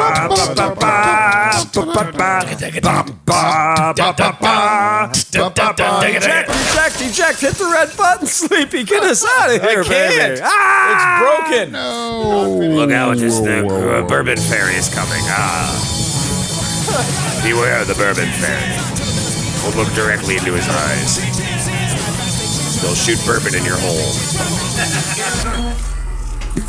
There you go. There's Greg's beast. That fucking thing.